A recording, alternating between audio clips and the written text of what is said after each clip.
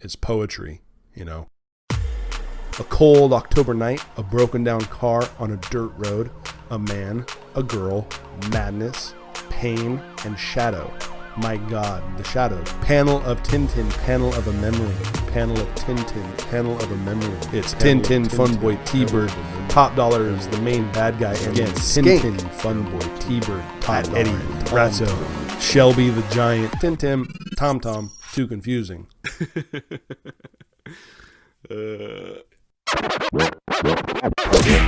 Gathered together from the cosmic reaches of the universe. You mean our guest tonight is Dedicated to truth, justice, and peace. It's the world's greatest superpower show.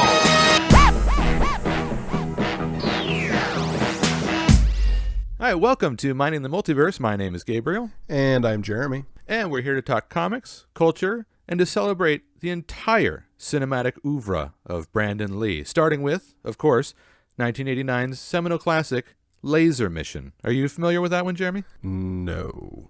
No? No. I've never seen it, nor have I heard of it until I looked at these notes. Well, according to IMDb, mercenary Michael Gold, played by Brandon Lee, is sent from the CIA to seize a laser expert in Cuba before the KGB catches him.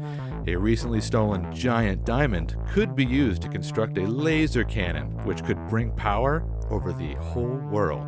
Dun, dun. Now, doesn't that sound amazing? Dun. How have you not seen Laser Mission? No, you know, I'm a big fan of Brandon Lee, and I'm a big fan of his dad. Sure. But when it comes to Laser Mission, I was completely unaware of that one. I guess I'm not that huge of a fan since I don't know the deep cuts, huh? All right, well, that's fair. I mean, you have to be, pretty solid Brandon Lee fan to be as familiar with Laser Mission. Laser Mission. No, I know his bigger films, you know. Yeah. Well, did you know that Brandon Lee also starred in a film adaptation of the Caliber Press classic, The Crow? Oh, yes, I did. Are you familiar with that one? I'm pretty familiar with that one. All right. Well, I think everybody is familiar with that one. Yeah, I would say that the majority of the world knows the one we're talking about. Well, in all seriousness, one of the best soundtracks of all time. Absolutely. I was actually playing it while I was writing this outline, so if the show starts to get a little extra dramatic, that's probably why. I mean, it helps. It sets the tone, it sets the mood. Yeah, maybe I'll add in some, extra dramatic sound effects. That'll help us along. Absolutely. I'm down. I'm down with the dramatic effects. It always helps. Yeah, we might It's like gradients in graphic design. If you don't have a gradient, you're not a pro. And we are pros. Comic Sans text. Our 11 listeners will attest to that. All right, well, this week we are covering 1989's The Crow from Caliber Press. And this is the first running. This is the original Crow story. It gets a little heavy for 4 issues. It's packs a lot in. So yeah. You want to take it away? Yeah, so The Crow, I'm sure that most people listening to this are going to know at least of the movie's existence, right? Right. Most people are going to have seen this, I would guess. I mean, it's such a cult classic at this point. Yeah, I'm in that boat. Like I've seen the movie, a couple of times, but I never read the comic. And I never read the comic either up until recently, which is pretty bad. I keep saying I'm a big fan of comics, and there's all these classics that I've never read. And I've seen the Crow movie it was in 1994 that starred Brandon Lee.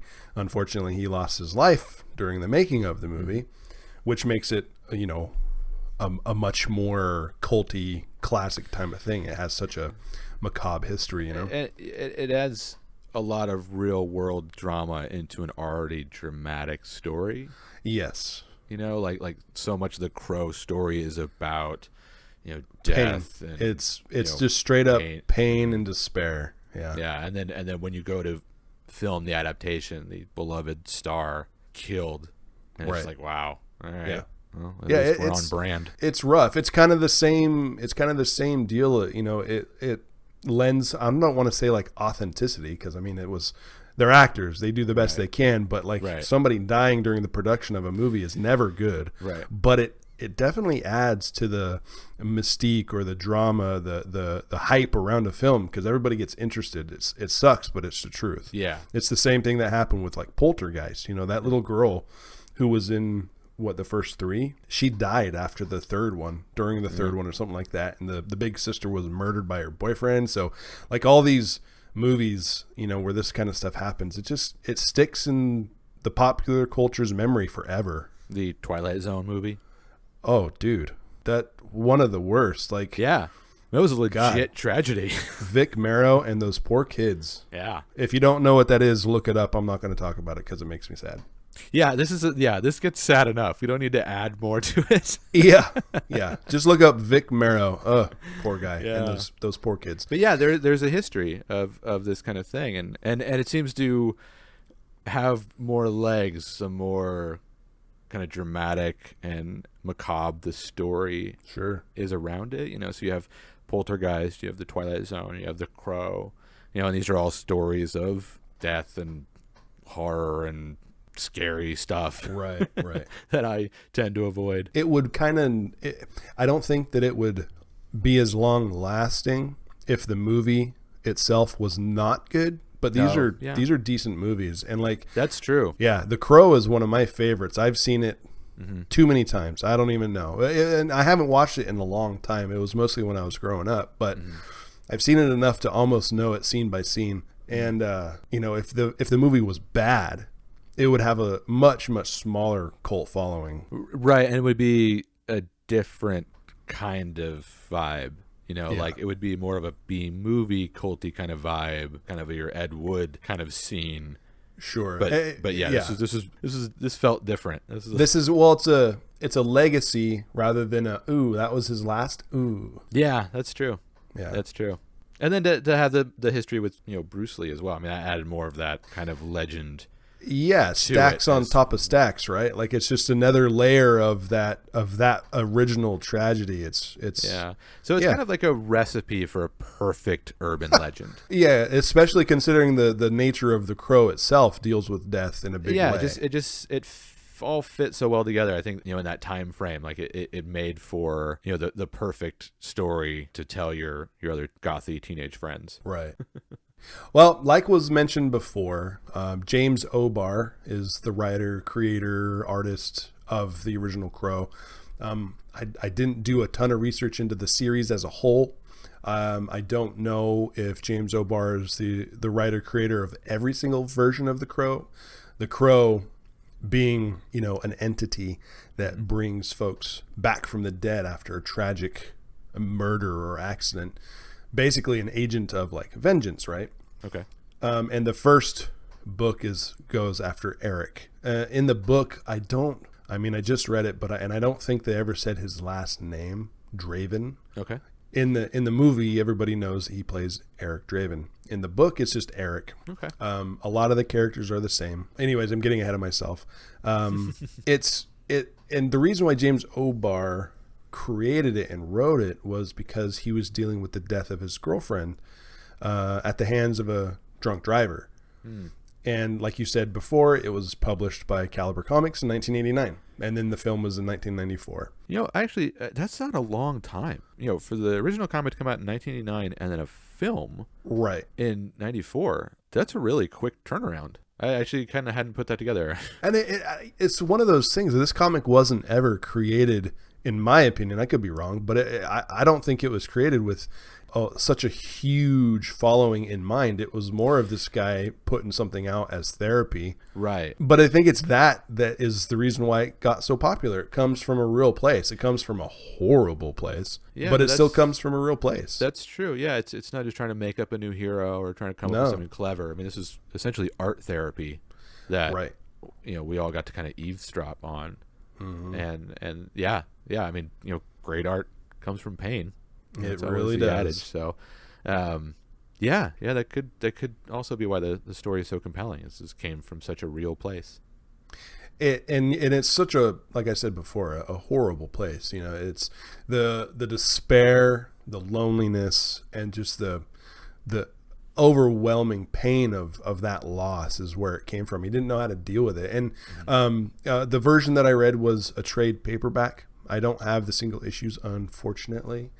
That's a work in progress. That's a work in progress. Yep. Hopefully, things work out one of these days and I can get my hands on them, but that's for another day's discussion. But yeah, I read the trade. It's pretty heavy. It starts off really heavy. This is not a book that is meant to be like a happy-go-lucky. This is not a traditional like superhero book. No. I mean, he has super abilities. It's a fiction, of course. He is a super powered being. Yeah. But he's not doing this because he's trying to save the world. He's doing this because he needs revenge. He needs vengeance for what happened to him and his fiancée Shelley. And so for those of you listening who thought this was a comic based on Sting, the pro wrestler, it is not. No, it is not. No. This Sting, is coming from a very different place. Yes, came from very similar makeup, very similar wardrobe. Right. Very different story. Very different story. I think Sting got a lot of inspiration for the look from this book. A lot, but not so much. He had tracing paper. That's inspired by. Yeah, inspired by was the nice way of saying totally took the look for himself. Hey, it's one of those things where it worked for him. I'm happy for him, but it's definitely only the look. It's in the content of it, nowhere near the same. Right. So, the book opens, it's a all black page with white text, and it says pain. And basically what this little page is like a quick little thought of what happened, a year ago. Cold October night, a broken down car on a dirt road, a man, a girl, madness, pain, and the shadows. My God, the shadows. Wow. The way that this is written is very much like, when you're in your darkest, points in your life, you're not thinking in great detail. You're just thinking about what you feel, and it's usually pain. It's usually fear. It's usually hurt and awfulness. So this book is written a lot like that, and there's a lot of poetry to back that up. Is it written more like a journal than a narrative, like where it's just like these big ideas, or is it? You can kind of say that it's kind of journalistic in that he's using it as therapy. Okay. And some of these, like we find out later as we read the first 4 books, these are pulled from things that are said in the book already. So, the next thing it says, fear. He screams and screams, pounds his head against the wall until wailing phantom fire trucks paces across his vision. Pain is all he wants, and hate. Yes, hate. We shall never forget and never forgive, and never ever fear. Fear is for the enemy. Fear and bullets. So wow, that is a dramatic endpoint. Yes, it's very something bad happened, and he can't feel anything but pain. Pain is what he wants because pain is all he has, and there's no room to fear or anything else. It's just vengeance. It's just getting back at these people. So it's just pain and then inflicting pain, but it's just pain. It's just an overall of distributing pain around. Yes, and at no point in this book, at least as I read it, I never felt like there was any kind of remorse for who the Crow kills. No regret for taking any of these people out. There's no finding the good in any of these folks to try and leave. There's no redeeming qualities to these people, and the Crow knows that. And so it's straight up, you're gonna die because you deserve it, and there's no apology for that. And not a lot of nuance. It's just these are bad people, and this is what's going to happen to them. Yeah, and there's no question that these are bad people, and I'll get into it in a little bit. There's zero question that these are bad people. They need to be put down. That's what the Crow is all about. It's the spirit of vengeance. Every other story of the Crow is the same way. It comes from a place of pain and despair and loss. So we move on. We're, like I said, this is the trade. So this isn't the beginning of the first book. This is a chapter, I guess you could call it Inertia. And it's just a little bit of an introduction. I don't know if Inertia was before or after the first books were released, but in the trade paperback, it comes before the story actually starts, if that makes sense. Okay. And so we're introduced to this bald fellow with a knife in his pocket and a TV, or it looks like a TV at first, but then I realized that it's a stereo under his arm, like a receiver. I thought it was a TV, but they weren't flat back then. I was gonna say it's 1989, so yeah, that a stereo receiver is gonna be it's a whole thing, yeah. That's a whole man job. That's where my brain automatically was like, oh, he's got a TV. Oh wait, no, TVs weren't freaking flat back then. So it's a stereo that he's got under his arm. Stereo is 140 pounds. And he's thinking to himself, hey, I got this Toshiba, and Eddie pays $100 for Toshiba. He's in the rock now. If he steals 5 more of those stereos, he can afford to buy a first run #1 issue of The Crow. $500 at least, or more, depending on the time of year that I've been looking. Yes. Anyway, so he's thinking to himself the score that he just got, $100. He's gonna get some rock tonight, which I'm gonna assume is crack cocaine rock. And that's 1989, $100. So that was like being a millionaire. Probably not a millionaire. Probably not. I'm not good at math. We're not financial experts. We're talking about comics here. But he's talking to himself, or he's thinking to himself, these people can, they can't feed their kids, but they got nice shit like Toshibas. Now he has the expensive thing, and that's awesome for him, and it's his $100, blah, blah, blah. So he's stoked. He's really happy. But he's very suddenly startled when a very large man in all black just appears. It seems that's the way that's drawn. It's just like, boom, there he is. It's very startling. Yeah, because it's not that he's just all in black and tall, because he's drawn much taller than people, it seems to me anyway. He's also got the makeup on already. You know what I mean? So the story, at least in the trade, starts out where he's already got the makeup going on. And this is 1989. So now you would just think it was like a wayward juggalo. But back then, yeah, like why would you be dressed like a mime in all leather? So the bald thief here, he drops the stereo and he says, "Jesus H Christ!" Right? He says, "Holy shit!" It startled him that bad, And this is supposed to be a tough guy. It must be quite the sight. Oh yeah, and to mention the art, the whole series of what I read is all black and white. Okay, yeah, I was going to ask about that. Kind of reminiscent of a Frank Miller, a very stark. Contrasty lines, not so much the angles that Frank Miller would draw on. Everything was very blocky and square. Is it kind of messy? It's kind of messy. It's kind of like a refined sketch. Everything is kind of a refined sketch, like an artist got through his thumbnailing process and he got to his final thumbnails and just slapped some inks over the pencils, if that makes sense. Yeah, and it works for what we're doing here. It's kind of all over the place. I'm not gonna knock the artwork because it's really fucking good in some spots. We're like, oh, this is an important panel, so I'm gonna take my time. And then other ones almost feel like it may have been done by a different person. Did you see any of his other work? I looked at the description of the book and I didn't see any artist listed, unless I'm completely wrong about that. No, it looks like a very solo project. When I was looking into it too, everything was just James Labar. Just him, yeah. But yeah, I was wondering if it was a stylistic thing for the tone of the story, or if it's Frank it's Miller, very much. It works for the tone of the book, absolutely, because there's not a lot of gray area in this book at all. It's black and white, and I think it's black and white on purpose. There's right and wrong, good, bad, good, evil, all whatever you want to say. It's used to great effect a lot of the times, but it is very inconsistent in my opinion, and that's made me question, like, oh, is this somebody else? Like there's even a shot near the end of the run that looks almost like a Photoshop, maybe like it's Yeah, it's like a door. I'll get to it later, but it's basically like a door, and it's almost like somebody just put a black and white grainy filter over it in a way. It could be. I mean, because like Sandman was right around that time,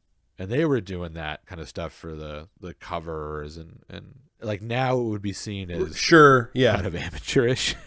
It's like wow, somebody found the sphere button, neat. But back then, that was like... Yeah, I mean, it was a new technique, so, you know, and I think it's really literally one panel. Oh, yeah, could be. It's like, man, I can't get this door right. Hey. It worked. I noticed it, but it worked, okay? Like, it was an obvious door, so I knew that it was a door, and it was still black and white. But at the time, it might have been neat. Right. But now it sticks out because we're so used to it.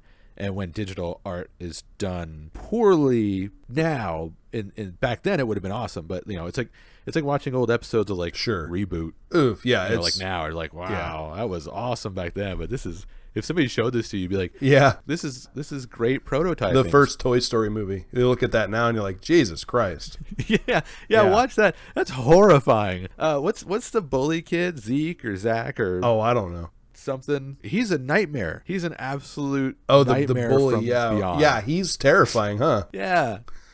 His eyes don't like match up and shit. Yeah. So yeah, go back and look at that. Yeah. So yeah, could it be early digital art that was dope? Sure. Yeah, it was new tech. He was experimenting with it, and it definitely sticks out like a sore thumb against the rest of the art in the book. You know, it's very noticeable. That's why I'm like, it's only one panel. And that is such a kind of like a gothy graphic designer thing. You know, it's like, no, check it out. I got this black and white filter. I can just take this. I'll take the picture of the door to the basement, and then I'll put it through this filter. Now, yeah, you don't get away with that shit anymore. Like, that's just a filter. No, it would be a joke. Now it would be somebody's bad Instagram filter. Yeah, look at. I think it was old issues of like Wetworks. And there's so many like lens flares and stuff that were put in. Wetworks. That's hilarious. all like 4 issues that came out. Holy shit, what a pool. That's hilarious. I still have some Wetworks books. I think I let the boys have them. Of course. Yeah, I mean, and it's just it's digital art. It's a lot of, you know, smoothing and 3D effects, and I remember there just being like lens flares on everything. You know, and at the time it was Gradients. like, wow, you can reproduce that's amazing. And now it's like, ugh, all right, Michael Bay, get out of here. Yeah, this is disgusting. Now we make fun of Zack Snyder for using them. Did I accidentally buy a Rob Liefeld book? Fuck. No offense to Rob Liefeld if you ever listen to this episode. What is it? Will Thanks for creating some cool shit. Portatio, I think is how you pronounce his name. Shout out, Wetworks creator. I liked Wetworks. It was... I just remember it was like Spray Tan, the comic. Yeah, basically. Yeah. And muscles on muscles, yeah. Yeah, it was like was it JoJo's Crazy Adventure meets Bizarre. Yeah, Bizarre Adventure meets the spray tanning booth at the White House. Yeah, it was good times. Good times. 90s comics. Early 90s. Sorry. Let's get back to some of it. Let's cut all the color out. Okay, orange is gone. Right. We're back in the black and white. Yeah, back to black and white. And Bald Thief here, he has dropped his stereo. So he dropped his score, and he's not happy about it, right? You know, so, okay, back up a little bit. Jesus H. Christ, right? He drops the stereo, and this figure, you know, we don't have a name yet. It's just this figure says, "Do I have your attention, Mr. Jones?" And Mr. Jones is like, "Attention, what the fuck? You scared the shit out of me, right? Like, you just cost me $100, and you know, you better cough up that money.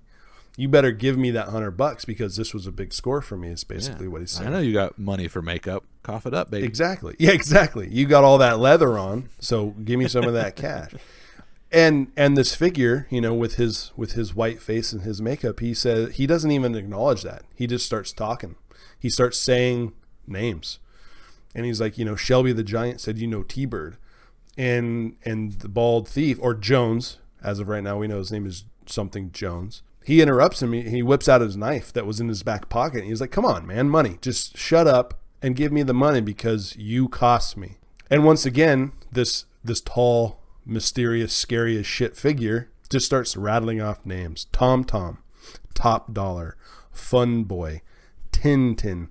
And then Jones has had enough. They sound like early hacker names. Yeah, right. Exactly. Yeah, I know, huh? So Jones, he doesn't know what's up with this guy. So he says, that's it. And he just stabs him in the shoulder, right? And this figure that's all in leather, standing there with his face painted like a weird mime, just looks down at it. And Jones is like... Yeah, he's protected in his invisible wall. Right, exactly. Goddamn mimes and their goddamn invisible walls. Jones doesn't think that it's an invisible box. He thinks it's drugs. He thinks that he says, man, you must be dusted not to feel that. And the figure asks, he says, pain? ? And he goes on to tell him that, you know what? You don't know pain. I know pain. I know pain at the molecular level. And he just kind of rattles off about how he feels pain. He refers to himself as the boiling man. That the pain pulls at his atoms. It's basically all he is. And so this knife stab ain't shit. It's nothing. And he tells Jones that he is, he's the person that's come to break the bones of your sins, and then calls him a meat puppet while licking the blood off of the knife. And he turns the knife around, holds the knife blade, and points the handle back towards Jones and says, try again. And Jones immediately, he's like, I think I'll pass. Like, I'm done. There's no, it's not drugs. I don't know what's wrong with you, but no thanks. I'm good. So the Crow, he goes on about these people and who he's looking for. He's asking, where are these folks at? And Jones is like, you know what? These people wouldn't roll on me. I'm going to get killed if I roll on them. Absolutely. Them's the rules. It's the rules, right? But the Crow is like, listen, Shelby the Giant, he already squealed on Jones. Like the people that the Crow has already talked to said, hey, listen, there's no honor among thieves, bro. Like, he rolled on you, and trust me, you're going to roll on everybody else. And just to prove his point, he pulls out from his pocket a pair of shears, gardening shears, and he informs Jones that, sure, Shelby rolled on you. It wasn't easy. It took 3 digits. But he finally told... this is getting into, like, Korean torture porn. Yeah. He does not fuck around, right? And Jones is sweating bullets. The art does a really good job of showing his fear. He's very scared. And he's like, no, you're lying. Like, there's no way. Like, Shelby the Giant... there's no way that you did that to somebody like him. And he was like, listen, I would have brought the fingers as documentation to prove. But unfortunately, Shelby the Giant had to eat those digits as well. I was afraid that's where that was going. Yeah. So, Jones is like, Jesus fucking Christ, T-Bird's going to kill me. And the Crow just ignores that. And he asks, fingers or toes? Oh, gross. So, he's like, screw this. I'm not going to get anything chopped off for these people. So he says, fine. And he kind of rattles off, where everybody is. Okay. And so he gets the information he's looking for. And after he gets that information, Jones is like, you going to kill me now? Obviously, that's the question on his mind. He's like, I gave you what you want. Are you going to kill me now? And the Crow answers, why, Mr. Jones, I already counted you among the dead, right? So, like, you're not even alive to me. You're just a meat puppet. You're just a thing that's talking, but you're dead. It's something that it's an inevitability for this figure. And that's something that's the first similarity to the movie that I noticed. Okay. Was how the second Eric Draven in the movie says something along the lines of, don't quote me, the second you touched her, you died. You've been dead for a year. You just didn't know it yet. And that's where, he says that here for the first time. You're already dead, man. So it's a good line. Yeah, I would keep it. Yeah. And it's powerful and it's fucking freaky. Like, and Jones's face is like this sad, like, Jesus Christ, Yeah. Yeah. Cause nobody expects to be killed by an enormous mime. No, that's a lot to process. Like, I'm sure he had made peace with the fact that he was probably going to die in a shootout. Mm-hmm. But 9-foot-tall magic mime right in a dark alleyway has got to be a lot to process as your final thoughts. Yeah. Yeah, with gardening shears and eating your own digits. Just threaten to feed you your own toes. That's a lot. That's a lot to take in. Yeah. I mean, it's always how I imagined I would go, but I mean, it's a lot. I mean, right. I mean, that's the inevitable end for most of us is... I just assumed I would die in a Twin Peaks manner. At least I always hoped. So, I mean, considering that that's not what he thought, he's pretty terrified at this point. And the crow looks up and he says, "Oh, look, it's a full moon." And he looks like he's looking at a street lamp. And Jones is like, "Dude, that's a street lamp. You are like, crazy. Are you on something?" Or yeah, he's like, "Are you nuts?" He asks, "Are you a loon?" And then this figure continues again, ignoring Jones completely, and just says, "It was a full moon that night too." And then he grabs his face suddenly on both sides with both hands, bam, and plants a deep, passionate kiss. Yeah. Like, oh my God, did this turn? Is that what happens? No. He leaves him with the "Tell me that I'm coming, Mr. Jones." And then he asks Mr. Jones, and he, "Yes, sir." And he says, "Are there spots in a leopard's eyes also?" And that's how that first little chapter ends. He goes out like Jack Nicholson with the Joker. Like, have you ever danced with the devil on a pale moon night? Like, yeah. What the fuck does that mean? Yeah. What are you talking about? And I'm not the smartest person, so when he asked that, I don't know. Is that a question that may have been asked in literature? I have no idea. And some other time, some other popular story or some other popular poem, because there's a lot of poetry in this. So is that a callback to something that I've never read? Deep cut. Very possible a deep cut. If not, I don't know what the fuck he meant. But Jones over here in this picture, he's frightened as shit. He's curled up in a ball with his hands on his head, and he's like, "Jesus, okay, I don't know what just happened, but it sucked. It was not fun." Well, we move on, and now we finally get to the first part of the original series. It's called Pain, Book 1. Well, that's a good preface into that. It's a good... Yeah, and this is, I don't know... I don't know. I should have known this before we started, but I don't know if those little side stories came before or after these main first 4 books. But in the trade, they're ahead of it. So I'm going to say, that's where they belong. So we open up and it's a quick little introduction. He's in a ghetto. He's in the city in a ghetto, and he's in an old house. It's a forgotten house. I find it kind of strange that it's a house in a ghetto of a city and not an apartment, because in the movie it's an apartment. It's like a penthouse loft kind of thing with that big window, and they share similar looks in that regard. It's the top floor that he's in mostly with the big bay windows. In the movie it's circular, and here it's a square, kind of like a round room almost, but it's the same imagery. It's storming outside, it's raining, black and white, and he's there sulking in the dark basically.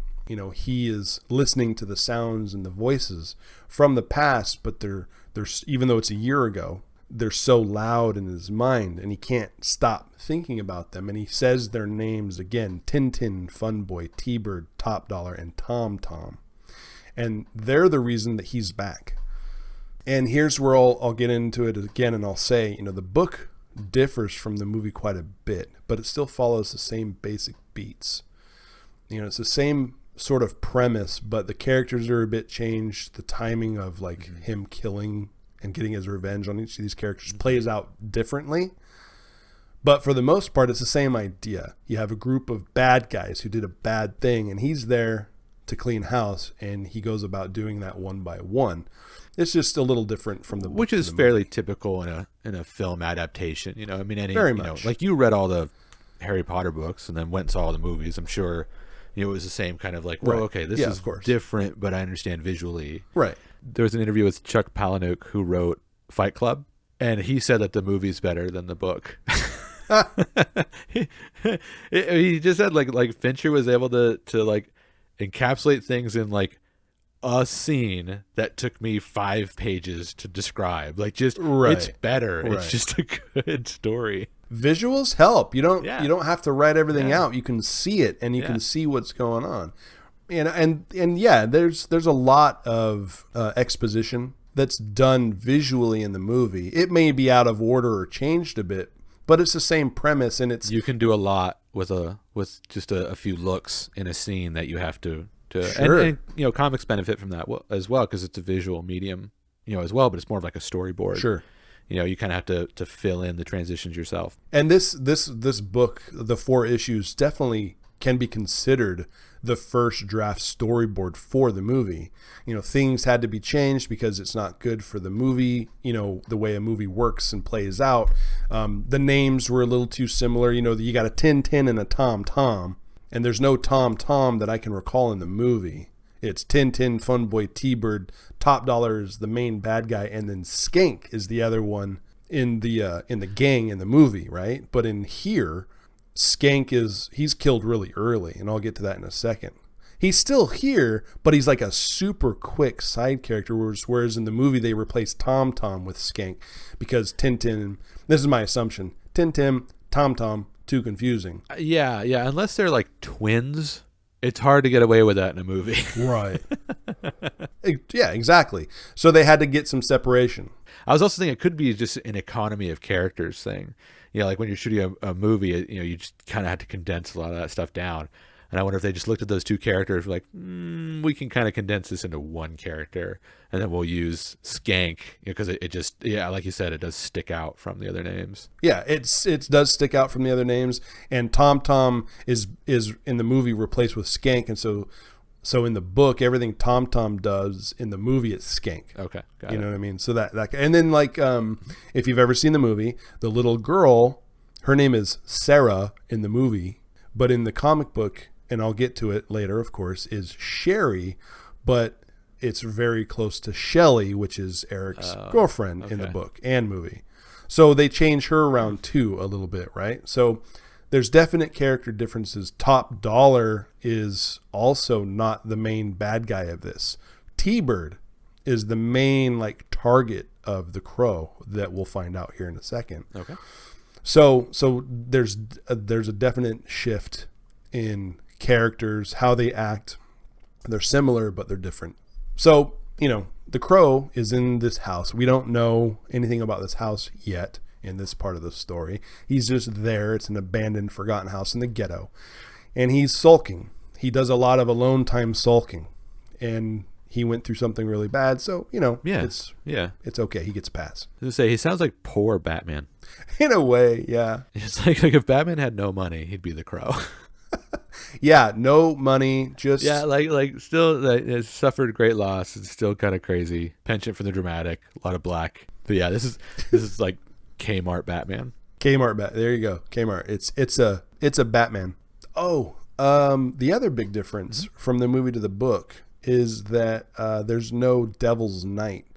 You know, it was the night before Halloween in the movie rather. And it was Devil's Night, where Top Dollar, being the crime lord, had his little gang, T-Bird and his gang, they would go around starting fires. That whole premise is not in the books at all. It's just kind of a gang, and it's drugs, mostly. Well, they have, I don't know why I do know why they changed the premise of, because in the book it's drugs, and they're referred to as chemical monsters. And James O'Barr's girlfriend died because of a drunk driver. He's a chemical monster. Got it. So for the movie, they changed it for whatever reasons to fires, you know, drugs too, partying, booze, you know, they're bad guys, but it's fires for some reason. And Top Dollar's, yeah. Maybe it helped light the set because everybody's dressed in black. Yeah, that's very possible, huh? And everyth's at night and everything's like raining. You're like, man, listen, nobody can see anybody. Like we can just see the white on his face. All you see is his cheekbones. That's it. Light that on fire, and there we go. Listen, a couple barrels on fire. They're standing in between them. You go. Organic lighting. Ready? Action. So there's differences. Let's, you know. Got it. Yeah. And any adaptation, you'll find some differences. Some large, some small, but there's differences. I think it's interesting that this 4-issue, like they made the movie out of the whole thing. You know, they didn't take like one story. You know, typically a movie is, you know, it's just one arc or one kind of story beat from an overall narrative. But I found it interesting that there was 4 issues of this, and they turned those 4 issues into a movie. Yeah, I mean it's like on a bow. Yeah, it wraps up real nice. From beginning to end. It's a complete story, and it only takes 4 issues to tell it. I think that's also what makes it so easy to turn into a movie. It's just a nice wrapped up, that's true, perfect little story. Yeah, you don't have to like kind of look around and verify continuity and No. all And it's that built stuff. in. It gives itself the ability to make as many as they want, because the Crow doesn't bring back the same guy.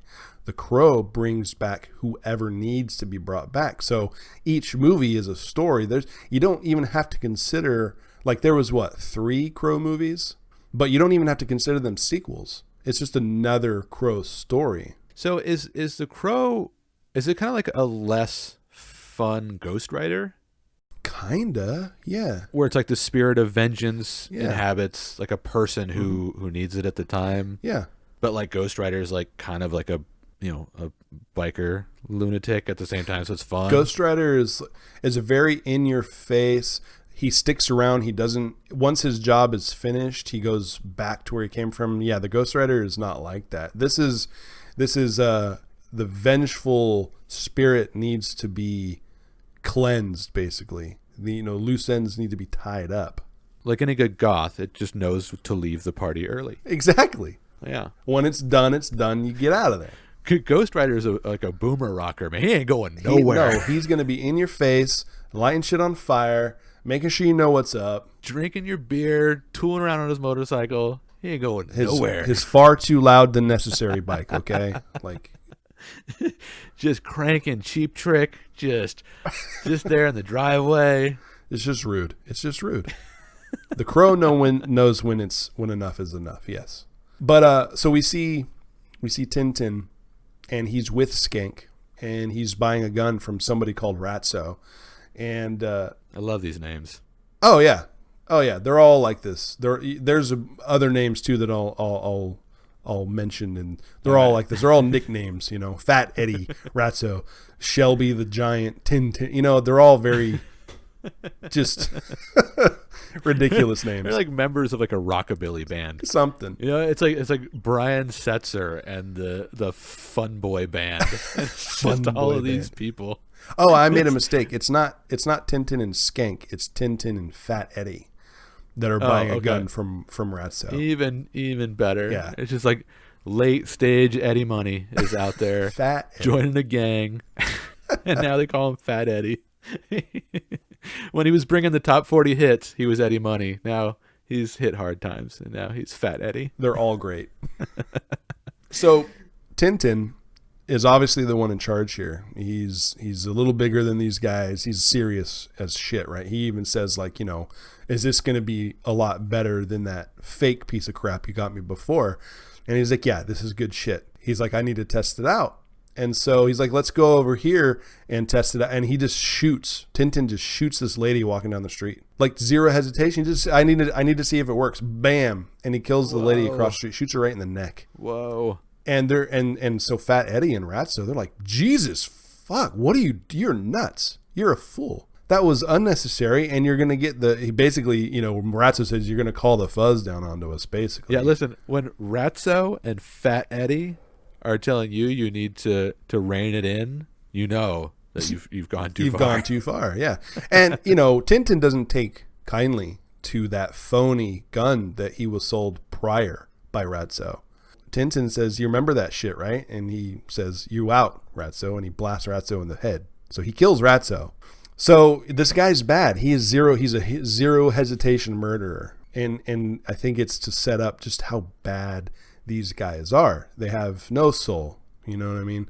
He's not back to kill somebody who accidentally ran into his girlfriend. He's coming back to take care of these devils. Yeah, right. It's like a narrative shorthand for these are bad people, and you don't have to express a lot of concern for them. Right. Because if it was some like dad out in the suburbs who accidentally hit your girlfriend in a crosswalk, right? like that's sad, but you don't need to skin him up in his entryway. Exactly. These people are different. These people are different. They're not people. They're demons. When they die, you don't feel bad because you know what they've done. Got it. Yeah, and what they've done is explained in book 3 in a lot of detail. So, Of course. so Fat Eddie is like, holy shit, you just killed 2 people. I'm out of here. And as he's running away, Tintin's like, Top says that you've been rolling in his district, so dealing on his turf, right? Okay. So he shoots Fat Eddie in the back. So Tintin, in the span of, I'm going to guess, 2 minutes, kills 3 people. Sure. And so yeah, you don't need to feel sorry for this guy.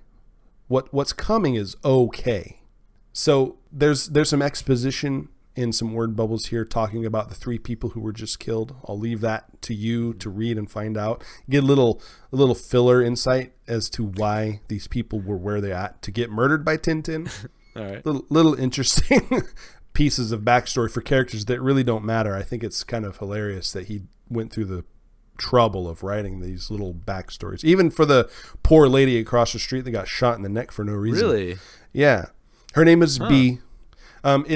It's pertinent to the story a little bit because later there's a cat, and it was B's cat, who is now has no owner because she was off in the middle of the street. You find out, I can read hers. How about B was just pantomiming her life, counting days between pension checks and Valium refills. She'll be buried in the county cemetery, and her prized cat, Gabriel, will be thrown in the street by an uncaring landlord. Aw. So, and we get a little bit of closure for Gabriel, though, so don't worry about the kitty cat. He'll be fine. I'll let everybody know now that the cat, no harm comes to any cats. All right, there's a silver lining here somewhere. All right. There's a small sub story of how cats like to follow around the crow. But, there's the whole cats are connected to that side. They see ghosts and all that kind of stuff. So, and goths love cats. Yeah, I love cats too. I used to hate them, but now I love them. Aw. Yeah. Anyway. See, there's redemption for everybody. Exactly. I never really hated them. I'm just allergic to them. Yeah, no, he's wild allergic. Like, anytime Jeremy's come to my house, I have to very thoroughly vacuum a few times, and then right before he comes in the door. Yep. It's much appreciated. I thank you very much. Sure, anytime. So, back to the story. Tintin gets a gun. He kills these people. Zero remorse. We find out a little bit of backstory on the victims, and then we move on to Tintin into an alleyway. He's got to run, right? I mean, that's 3 very loud shots in the middle of the street, so he's got to jam. And he slips into an alley after murdering these people, and the crow just pops up, right? So he pops up out of nowhere, and he says, "Hello, Tintin. You remember me?" And Tintin's you don't scare people like Tintin, right? Yeah, but I also imagine the crow is something hard to forget. Definitely. Hey, do you remember me? Let me see. 9-foot mime in leather. Let's see. Did I see you at the bank yesterday? I don't know. I don't know. I just have one of those faces. Maybe we don't know each other. Yeah, man. I remember you from bingo. No, he says, no, I don't. I don't know you. And what the hell you all painted up for? And the crow says, a funeral march. Nice. And wasting no time, Tintin fires. He says, your own, right? He's like, not mine. It's your funeral. And he shoots the crow. I just iced 2 people. Yeah. Oh, it's 3 people. I'm on a roll. Yeah, he just killed 3 people. What's a 4th? Oh, yeah. So he shoots at him, and he actually grazes the crow. Oh, we don't even know he's the crow yet. Like it's not even. Oh, right. It's not even really acknowledged. He's not given a name yet or anything. It's just this figure in makeup, right? We know that the book's called The Crow, so we can call him the Crow, I guess. So I'll call him the Crow from now on. But he is not referred to by a name yet. Okay. And so he grazes his head, and the crow has a gun in his pocket because he's standing there with his hands in his pockets, and he shoots. And you'll also find as we go through the story that the crow has impeccable aim. He does not miss. Crows are very smart. Yeah, exactly. Clever things. He shoots Tintin in the forearm, and it's this nasty shot of a big chunk of his forearm getting blasted away. Got it. And naturally, he drops the gun. This is another one of those things where the words is poetry. Rejoice to the full in the glory that is about to be yours. That sounds religious to me. Yeah, it sounds a little like a sermon. Now, is he saying this, or is it in a narrative? No, he's saying this to Tintin. Okay. So he's doing a little preaching. And Tintin's on the ground, bleeding profusely. He's like, who the hell are you? And then the crow, again, he doesn't really acknowledge this. He just keeps going. And give thanks to the Lord God who has called you to his kingdom. And Tintin's like, man, I don't even know you. Like, what just happened? And if you've seen the movie, no one suspects getting killed by a giant mime in an alleyway. who is now he's not even saying anything that makes sense to you. Tintin's never been to church. He just shot you in the arm and is trying to convert you to Christ. Like, right. What is happening? Like, this is a very aggressive form of door knocking. And, Tintin's confused and he's like, who are you? And he says, a year ago, a cold October night, a broken down car on a dirt road, a man, a girl, madness, pain, and shadow. My God, the shadows. It's the callback to that original splash page in the beginning of the trade. And Tintin finally realizes, and he says, you? Like, you? And it's a question because... You look different now. Yeah. And he says, T-Bird says you was dead. And the crow asks, am I not? And then we get a shot. Evidence seems to point to posthumous. Right. And here's the first shot of, or the first little panel of a crow who says, don't look, multiple times. Don't look, don't look. And we find out why the bird keeps telling him not to look. Okay. It doesn't get into it here, but this is our first shot of the crow telling him not to look.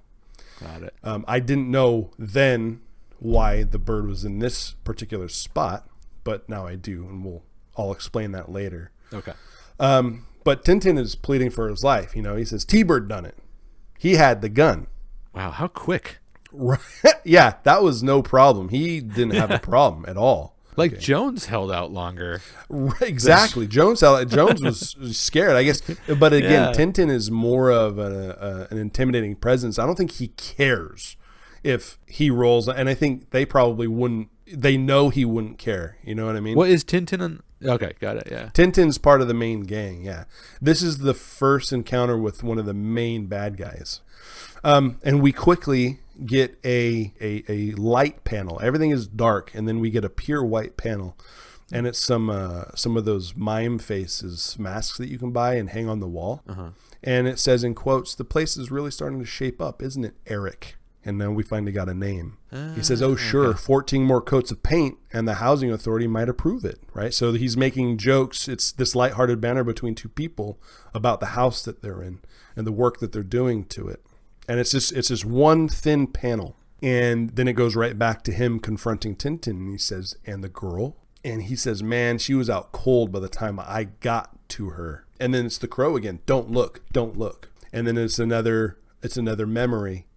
Oh, you're just so funny, wise ass. I happen to think it looks very nice. So see, he's remembering. As he's talking to Tintin, he is thinking about this girl. Yeah, and these little glimpses. Little glimpses in the misery. It's like there's a little light, and then it's right back. You have this spirit that is like trying to protect him, this crow who's saying, don't do this. Don't think about it.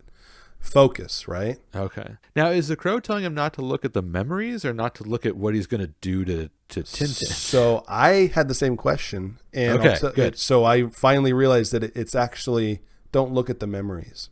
Got it. Right. Don't, and I'll go over it more, but it's basically don't do this to yourself. Got it. You're doing what you're doing now. Focus on that. Don't think about her right now. See, that's all he has. Anyway. Tintin says, but it's like the crow is like instead of kind of helping him, hey, just think about the good times. Like you don't have to skin this person. Just think about what you had, right? And you know what? Everything ends, and there's a new beginning, and all the time. No, it's hey, don't think about that stuff. We got work to do. Right? Skin that motherfucker. Yeah, the crow, the idea of the crow, the metaphysical spirit or whatever, the apparition that is following him around, telling him not to look at the happy memories, never ever once says, maybe you don't kill this guy. Got it. No, okay. It never. Just curious where the crow was coming from. No. Okay, got it. I think I have his motivation now. And now when he's talking to Tintin, there is panel of Tintin, panel of a memory, panel of Tintin, of him trying to explain shit, and then a panel of the memory of Eric and this woman. Okay. Right? So he's doing this, and it's intermixed with his memories of who she was and what they had and what he's about to do. And so he just says, you know, we were all high. He's trying to get out of it. And then the crow says, you know, your soul rots. It festers. But fear not. I have medicine. And he blows his fucking head off. Just pistol, just the barrel under the chin. Good. And takes his top right off. What kind of HMO does Tintin have? Good Lord. It's not a good one because Tintin is now dead with his brains all over the wall. Okay. Right? And in the movie, it's a lot different. You know, he makes him suffer a lot longer, or it's implied, right? He messes with him with his knives. Tintin in the movie is this guy. He raped. He's a criminal. He is a murderer, but he uses knives. And so in the movie, that's his character. And you see him. You know, he says something. What is it in the movie? What's the line? Victims aren't we all? And then he starts stabbing Tintin, right? And he's and later in the movie, it shows 20 knives sticking out of his chest.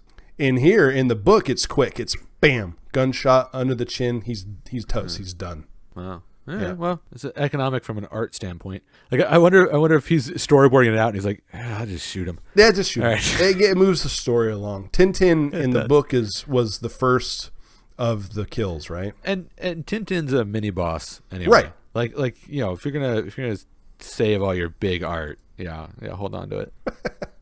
So he says, may God grant you the mercy that I cannot, right? He has zero remorse for these people. He has good lines, though. Oh, yeah. Awesome lines.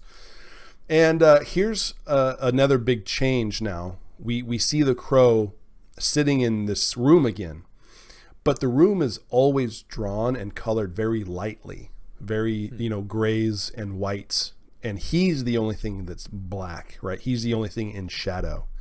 And he's always clutching his stomach, and he's always, hunkered down and bent over in despair. And in this first shot, we see him looking.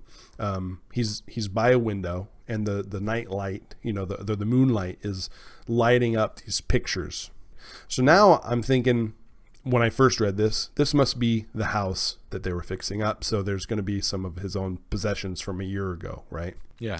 So he's looking at these pictures, and this is something the movie doesn't show us. It doesn't show us the crow. It doesn't show his downtime. Mm-hmm. And in the movie, I want to say that it doesn't take place over the course of one night. Yeah, because it's very quickly paced, and I think that was back when movies were like 90 minutes. Right. Like now it would be a trilogy to kick off a universe. Right. And it'd be 3.5 hours. Right. And it would be like, and it would end with like, the drunk driver. It would be like 2.5 hours of preamble. Right. No, I agree. Right. Well, you don't see any of the crow just kind of being himself. I mean, you do a little bit, like when he first puts on his makeup, a little bit of interactions with the cat. There's some scenes where he's playing the guitar and he's going through all the memories, but that's it. In the books here, it's a lot more. Okay. We get to see just how tortured he is, just how much despair that he's in, right? And he's alone in this house that he and Shelley had bought, which we find out later. And he can't stop wallowing in this pain because the pain is all that he's got. It's what drives him, right? It's the pain of what happened. Yeah. And we also, again, we find out a little later that it's not just the pain of losing her, it's how he lost her, it's why he lost her. Mm-hmm. And so he's sitting there in this house all by himself, thinking about her. And here's another shot where it's the words don't really mean it's exposition that is about how he's feeling rather than about something he's thinking. Okay. It says there is a man playing a violin and the strings are the nerves in his own arm. Ooh. Things like that. Wow. Right. So he's not happy. It's really nicely written though. It is. And it goes on to say a twisted soul, the mortar, despair, the bricks. And then again, we see the crow, and it's a shot of Eric on the ground with his eyes wide and blood on his face. And the crow is saying, "Don't look, Eric, don't look." And then it's a shot of the crow. He's got his face painted up and he's kind of looking at the camera. It's a real nice big shot of his face. And he says, to build a temple to sadness, he ties a spent shell in his hair. Number 1, he says. So he tied the empty shell from the bullet that took Tintin's top off. Wow. Yeah, into his hair. But then it's a nice lonely shot of him in the window and he's got his head down on his hands and he's just sad, right? He's just looking out into the storm. He's not happy about it. This is not something he gets joy from. He can't feel that. He can't feel joy. He feels pain and despair and loneliness. Uplifting shit. So we finally catch up with... I hope no one's listening to this episode on like a Monday morning in their office. They're just like, yeah, I'm just gonna step off the roof now. Just keep in mind that this book, it was written, and it's horrible and it's terrible and it deals with a lot of awful things, but it was a way for somebody going through that in real life to deal with it and to move on. And that's not to say that that's the only way to deal with that kind of pain. Some people deal with pain by freezing up. They can't do anything else. All they can do is wallow in it until time takes care of a lot of the weight. It's just it's how it is. Everybody's different, and in James O'Barr's case, he created a cult classic. That's true. Not everybody is up to that test, so deal with it the best you can. In this regard, it's a horrible book about horrible people getting through some horrible shit. Yeah, but way to put like your wounds kind of out there for the public to absolutely to judge too. Like that seems like a really personal project, but that's we're all kind of, even though we're getting through the hard part, we're all fortunate to have this. That's right, and I mean, this is therapy for a lot of folks. So you confront it head on, like you said. Sure, and paint your face like a mime. So we cut to the next story bit, and this one says Shadowplay, and we're sitting at a table with Top Dollar, and the crow shows up, and it's not just Top Dollar. I'm sorry, it's Top Dollar, somebody named Sanchez, and a few other guys, right? Okay, and they're up in a higher like apartment or a condo or a loft or something like that. They're up in a tall building. It's establishing Top Dollar as kind of like the crime lord of the area. Okay. Somebody named Sanchez kind of questions Top Dollar. Don't you think you should do something about this?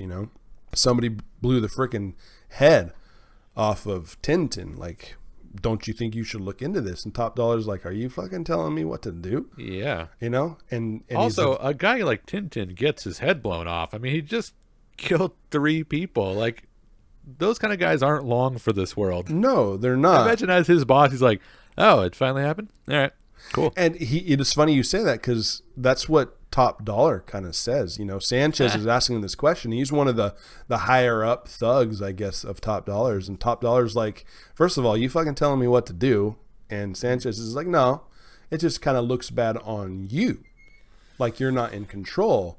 And Top's like, you think I care if one of your punks gets snuffed? Like, he doesn't fucking care. It's the cost of business, baby. Yeah.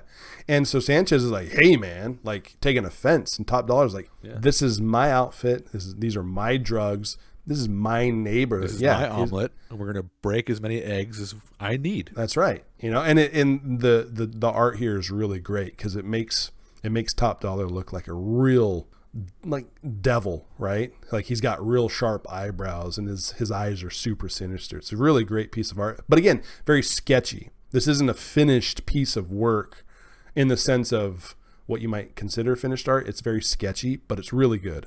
And he basically says, my word is law. And if I say, who gives a shit?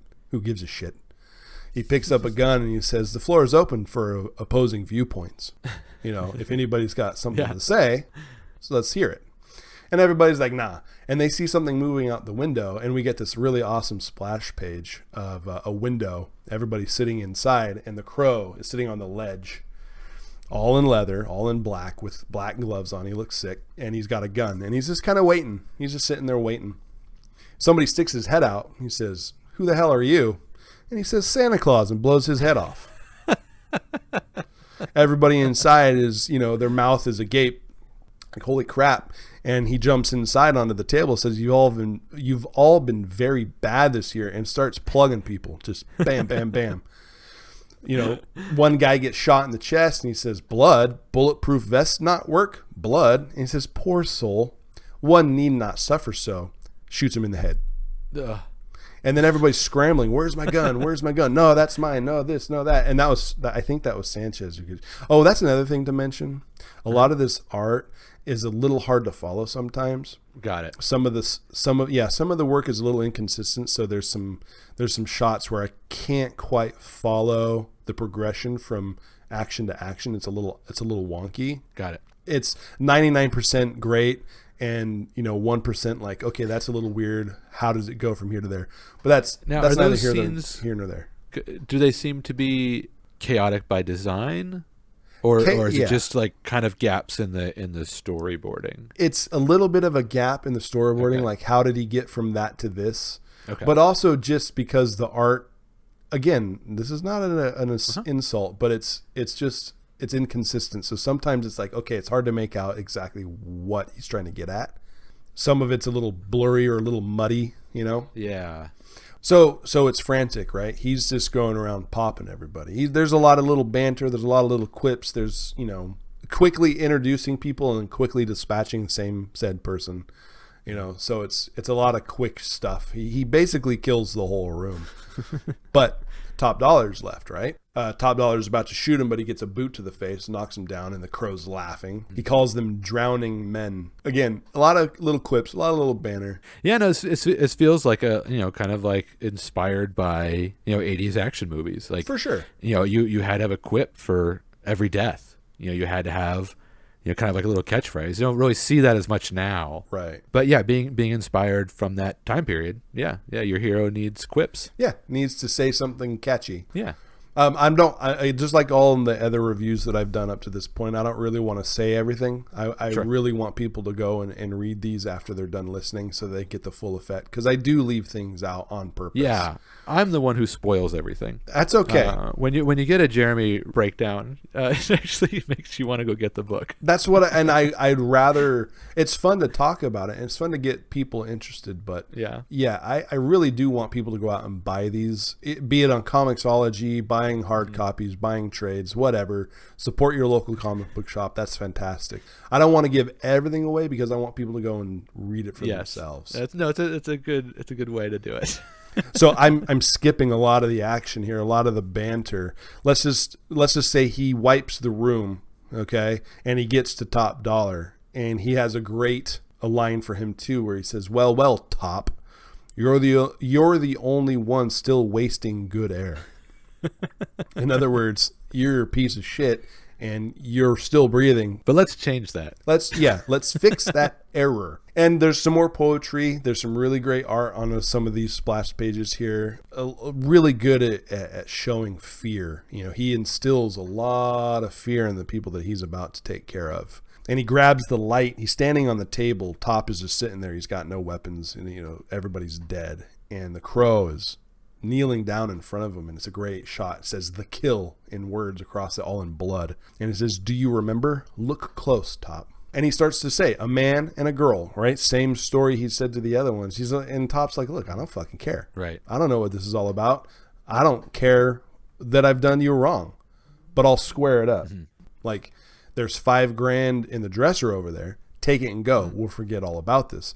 In other words, he's obviously pleading for his life. He's trying to get out of it, right? Yeah. And he's like, he says, you know what? Screw it. Take the dope too. There's almost half a key left, worth $10K easy. Yeah. Now he's getting desperate. He's just like, take what I got and leave. I don't want to get killed. And the crow's like, yeah, it's not directly begging for your life. It's not pleading. It's still gangster. It's still gangster. But it's like, hey, so you've got me dead to rights. What can I give you to go away and not murder me? Yeah, obviously I did something to screw you over in some way. I don't know what way yet, but here. Enough to make you look like this. It couldn't have been good. So let's see if I can just pay you off to go away. I'm gonna buy my way out of this. You're in here murdering people. You're probably not a good person. Here's drugs and money. Go away. Yeah, you just came in here and murdered all of my people in clown makeup. Right. Whatever I can do to make this stop, I will do. Yeah, and he's sitting there sweating. He's got a bloody lip. It's running down his face because he got kicked in the face earlier in the scene. and the crow is like, you would barter with your life with chemicals. And so he's questioning Top as like, why would you do that? That's kind of crazy. And Top screams, you're an idiot. The Crow continues with his story. A man, a woman, a 71 Plymouth. And Top interrupts him again and says, I offer you 15 grand and you act like it don't mean nothing. Top Dollar, he's a bad guy. He has a certain mindset. He can't fathom why this murderer, this killer, would be sitting there on his table, not even listening to the fact that there's $15,000 worth of shit that he can take. I mean, it's literally in his name. Right. Top Dollar. Right. It's like, it is. How is me not, like, how are you not motivated by cash? And it's unfathomable. He calls him an idiot. Like, this is crazy. Yeah. And Crow just continues on. He's just like the girl. Her name was Shelly. So now we finally have a name for his girlfriend or his fiance, Shelly. Okay. And he says that it started to rain. And he asks, do you remember? And Top is like, you ain't even listening. Like, you're friggin' crazy. You're going to shoot me? Come on, just shoot. Like, screw it. Yeah. I tried. If you're going to kill me, I don't want to sit through your monologue. Yeah, right. I don't want to hear what you have to say. Who fucking cares? I'm a bad guy. Who cares what I did? You didn't take my money, so fine. Shoot. Go ahead. And he says, yeah, I remember the car and the broad. So what? And the Crow says, so this, and shoots him in the face.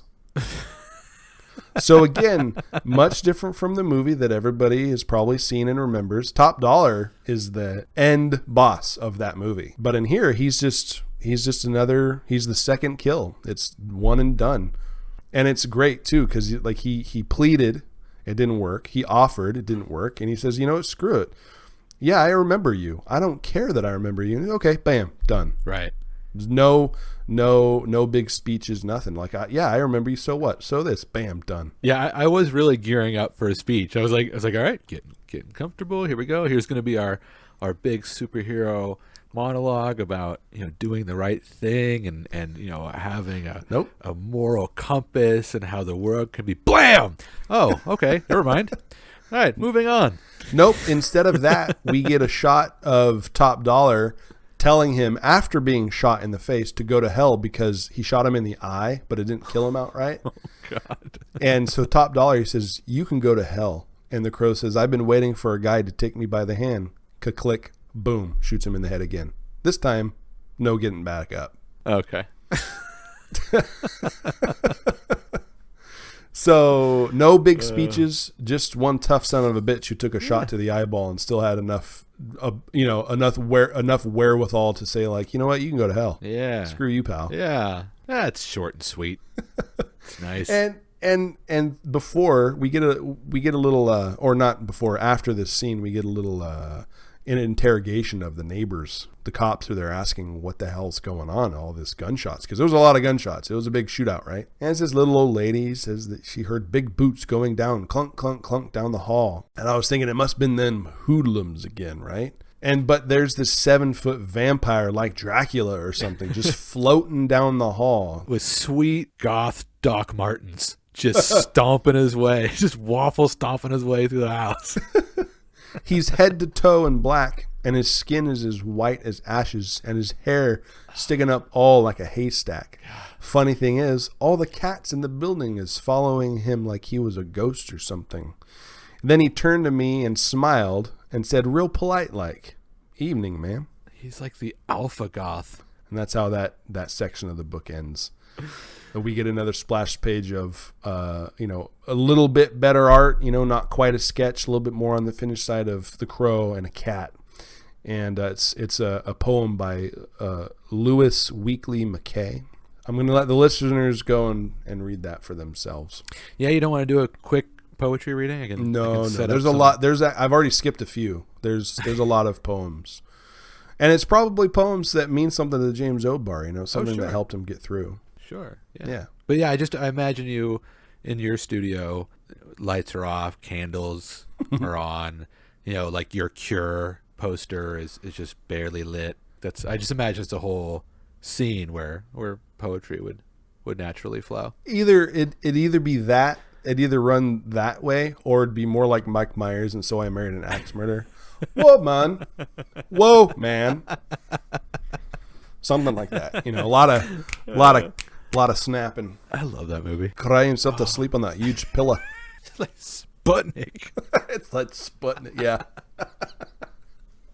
Okay. Oh, All right.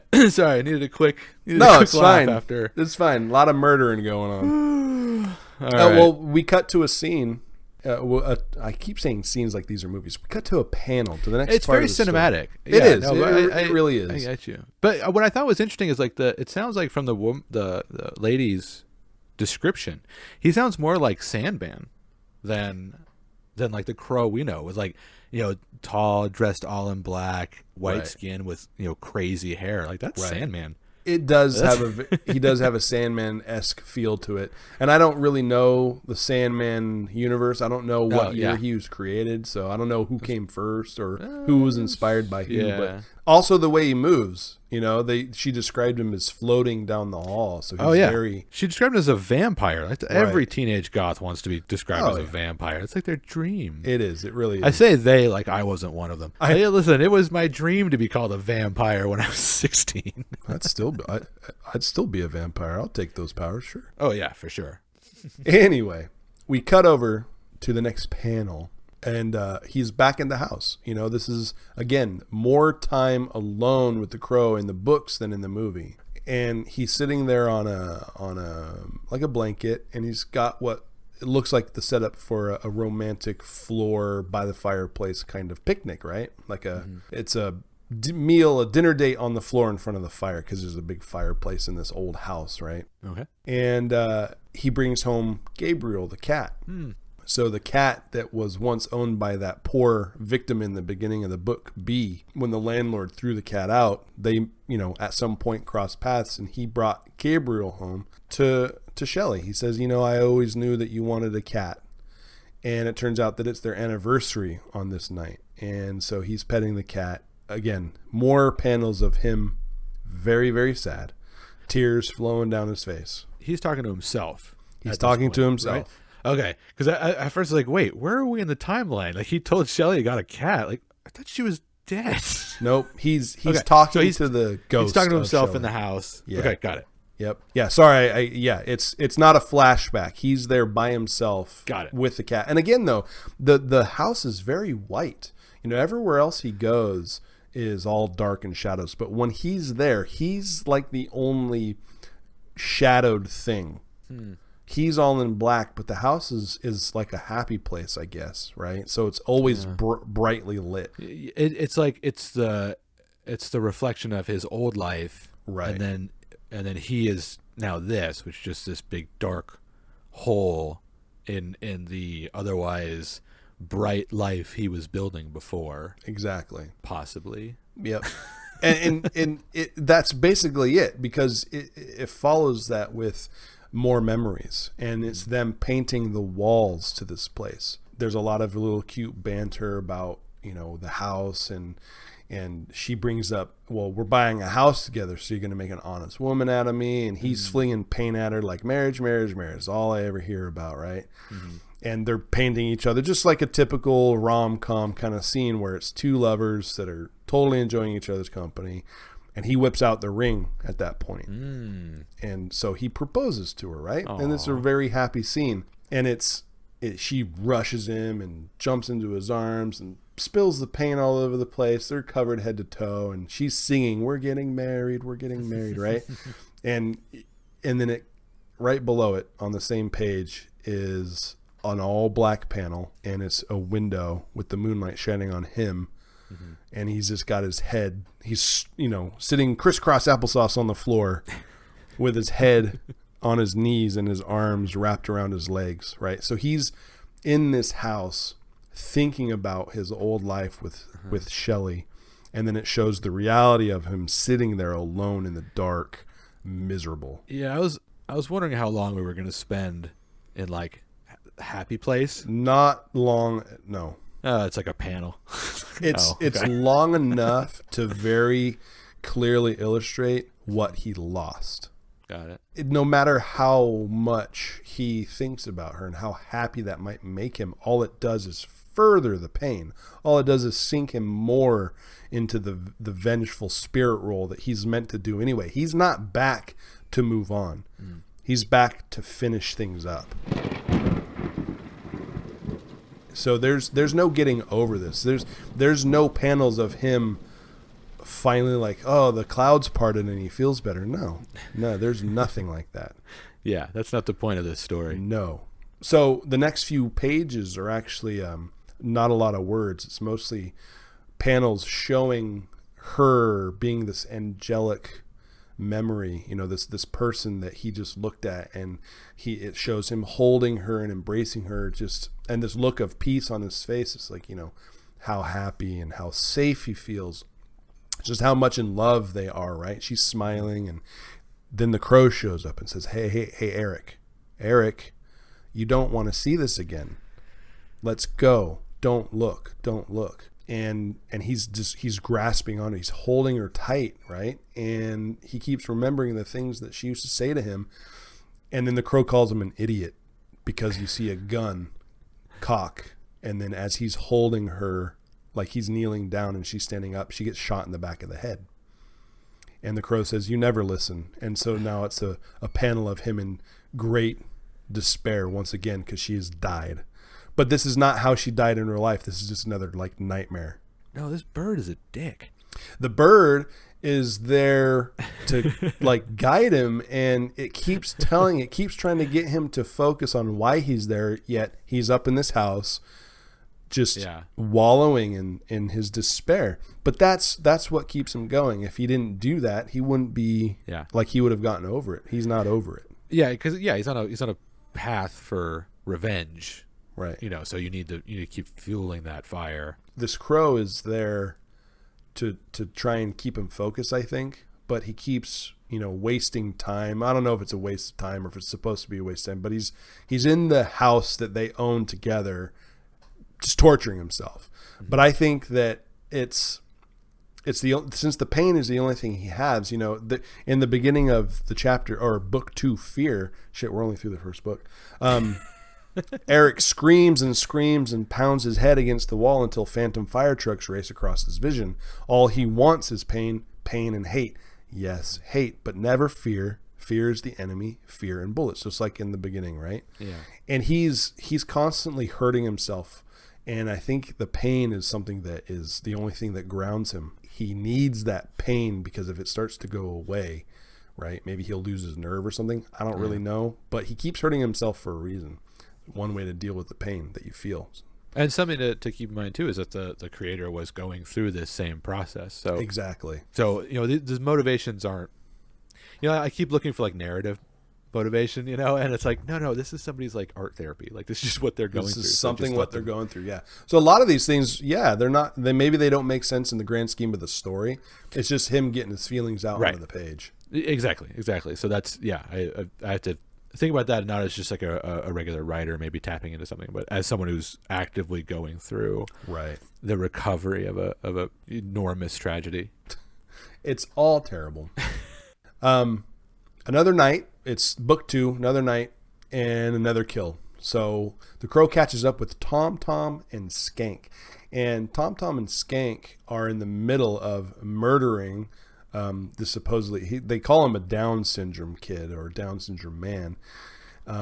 They're accusing him of basically being a squeal. He talked and this person is like, no, I didn't say anything. And the crow, he shows up a little too late, unfortunately, because Tom and Skank proceed to stab him repeatedly in the stomach. Ugh. And that really sucks. The crow didn't get there quick enough to save this kid. And Skank says something to Tom. He says, you really get off on this. And he says, yeah, it gets my blood pumping. And then Skank says, kind of makes you lose your head, huh? And in that panel, Tom loses his head because the crow cut it off. It just goes flying. This is such an 80s movie. Yeah. And Skank's like, what the hell? As his body's kind of just standing there. And we get this really crazy manic pose out of the crow. And I'm sorry, he didn't cut off Tom's head, he cut off Skank's head. Okay. Yeah, so Tom was one of the people who were a part of the murder, so that's why. And Skank was just kind of a side kill in the movie. Skank is the Tom of the movie. So Skank got his head cut off, and Tom is like, what the hell? And the crow says, hello, Tom Tom. And Tom Tom's like, what the hell is this? He goes to reach for a gun, but the crow knocks the lights out. And so Tom Tom freaks out, and he just kind of starts to fire a little blindly, right? And you can kind of hear him sneaking him around. He's just shooting randomly. And then he's standing there kind of waiting to see what's going to happen. And then he gets his feet cut off. He's standing there, and the crow, with one swipe, just feet right off. Whoa. He falls down to the ground. So now we got a headless corpse. We got that kid who may have been Down syndrome, and he was murdered, leaning against the wall. And now we have Tom Tom with no feet. No feet. And the light gets turned back on. And the crow... Because you want to be able to see that. Yeah. Well, he's in shock because he says, those are my boots over there. and mentions how his feet are cold. Can he please have his boots back? Whoa. But the crow doesn't, he doesn't care what they're saying. He just goes on, He tells them how a year ago you helped kill a man and a woman. There was no money, but you took a ring that she had on. Do you remember? And if you remember from the movie, he did the same thing. Mm-hmm. He asked about a ring. He wanted to know where Shelley's engagement ring was at. And so in the book, Tom Tom is the one who knows where it is. And he says, a ring, yeah, a man and a woman. Are you him? Aren't you? And the crow says, I am him. He says, but I saw you die. And he says, as you see your own death before you now? ? And then we get a little bit of, Tom Tom goes through the story of his side of things, right? The T-Bird was on top of her, and she was screaming and crying, and I just wanted to shut her up. So he kicked her, and she kept screaming, so he kicked her again, kicking her in the face until she was all bloody. And then that's when T-Bird actually shot her. I think that's why the crow took his feet off. And later in the story, we actually see just what kind of kicks he delivered to Shelley's head. It's not good. Let's just put it that way. Yeah, they rarely are. There are very, very few kicks to the head that are good. Right. I would almost say there's maybe none. Probably none. I think the 0 is the right number. But he goes on to explain that, he kicked her, but it was T-Bird who shot her, and then her blood splashed all over his pants. And, oh yeah, by the way, like I just said, my feet are cold. Can I have my boots? And he says, don't worry, Tom Tom, you'll be asleep in a minute. Where's the ring? And he says the ring, T-Bird always sold that stuff at Gideon's pawn shop. Just like in the movie, we are now introduced in name only to Gideon, the pawn shop owner that these criminals take all of their stolen goods to. All right. And then Tom Tom asks if he can go to sleep. And he says, sure, you can go to sleep now. And the crow says, how wonderful is death and his brothers sleep. So Tom Tom gets to go out a little bit nicer, I would say, than his gang brethren. But still, he lost his feet. It's not so great. Yeah. The terror. He had one of the slower deaths. Yes. Like most everyone gets like their head cut off or shot in the head. Blowing off something. His is more of a no feet way to go. He went feet first and then slowly went to night-night. So That's terrible. And the story actually kind of picks up a little bit here too, because there's no more shots of, at least right now, there's no shots of him thinking, because usually it's a kill and then he thinks about things and then it's a kill. But now he's just straight over to Gideon's. So he's definitely wanting to get this ring. And this scene is actually really close to the movies. Mm-hmm.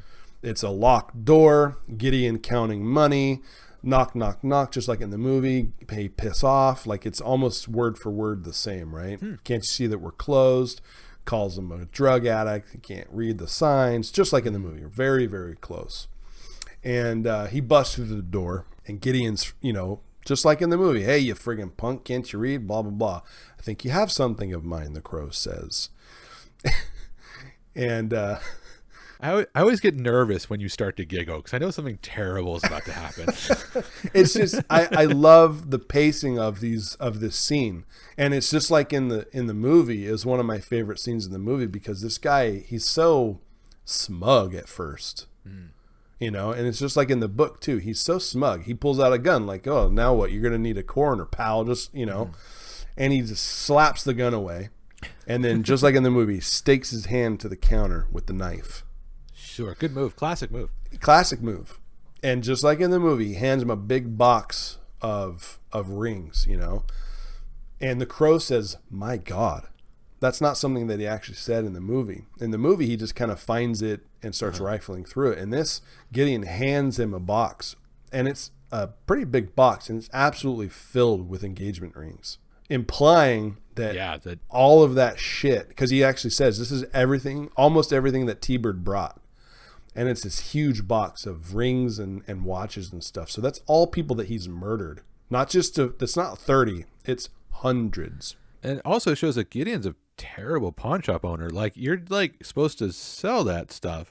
You're just taking on inventory. Yep. And you're not, I mean, I don't mean to get all like business major on you, but this is a non-sustainable business model, Gideon. No, not good. It's not smart business, no. But, you know, maybe he didn't want to sell stolen stuff. I don't know. Either maybe it's stuff he's forced to buy. If he doesn't buy it, he'll just get killed too. Gideon could be a very rich character that we're just not privy to his motivations. At the moment, he's pinned to a countertop by the hand, and money doesn't really fucking matter right now. Yeah, that's his motivator right now, is the knife through the hand. That's right. So just like in the movie, we see the crow. He's sitting cross-legged, and he's just tossing rings. No, till he finally finds the one, right?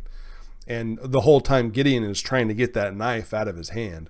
Finally gets it out. Eric, the crow, he finds the ring. And Gideon grabs the gun again, is, "Look what I got for you, punk," right? Mm-hmm. And he says, "Why, Mr. Gideon, you've completely forgotten about your Walter," because it's something that he had snatched. And then the crow pumps him full of lead. So in the movie, Gideon actually gets away. The crow does not kill Gideon. Gideon, you know, the shop explodes. He gets tossed out, and he goes and he informs Top Dollar of what happened. And in the book, the crow kills Gideon right off. He burns up after he sets this place on fire. So that's a big difference too. Because remember, in the movie, Top Dollar is the end boss, whereas in this, Top Dollar's already dead. Yeah. And it's the same thing. He says, "Is that a kerosene heater I smell?" And I think in the movie he says, "Is that gasoline I smell?" And so he torches it, right? Just like in the movie, he torches Gideon's pawn shop. And I can imagine that being a studio note. It's like, you know, not everyone knows that a kerosene heater is explosive. Oh, can we change that to gasoline? Can we change that line? Yeah, this is not. We need something that explodes. Yeah, it tests better. Right. Just change that line to gasoline. The fireball is much more impressive. So yeah, in the book, he's just dead. Right. He just kills him. And like in the movie, there's Officer Albrecht, and he's, you know, pointing his gun, "Freeze!" And the crow says, "Go away, boy. You want none of this." And the cop's like, "Jesus, what did you do to that guy?" And the crow smiles and said, "Lead poisoning." Another one of those quips. I know. It's like a Lethal Weapon movie.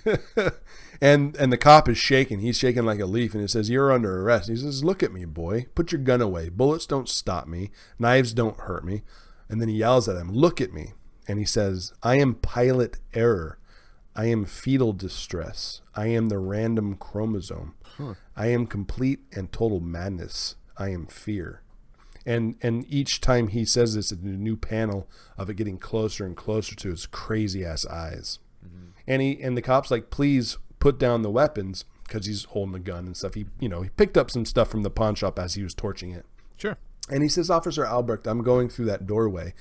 I will not hurt you, but I am leaving. So shoot me if you will." And he bends over, puts his head against it. He says, "Good God, man, my gun could go off."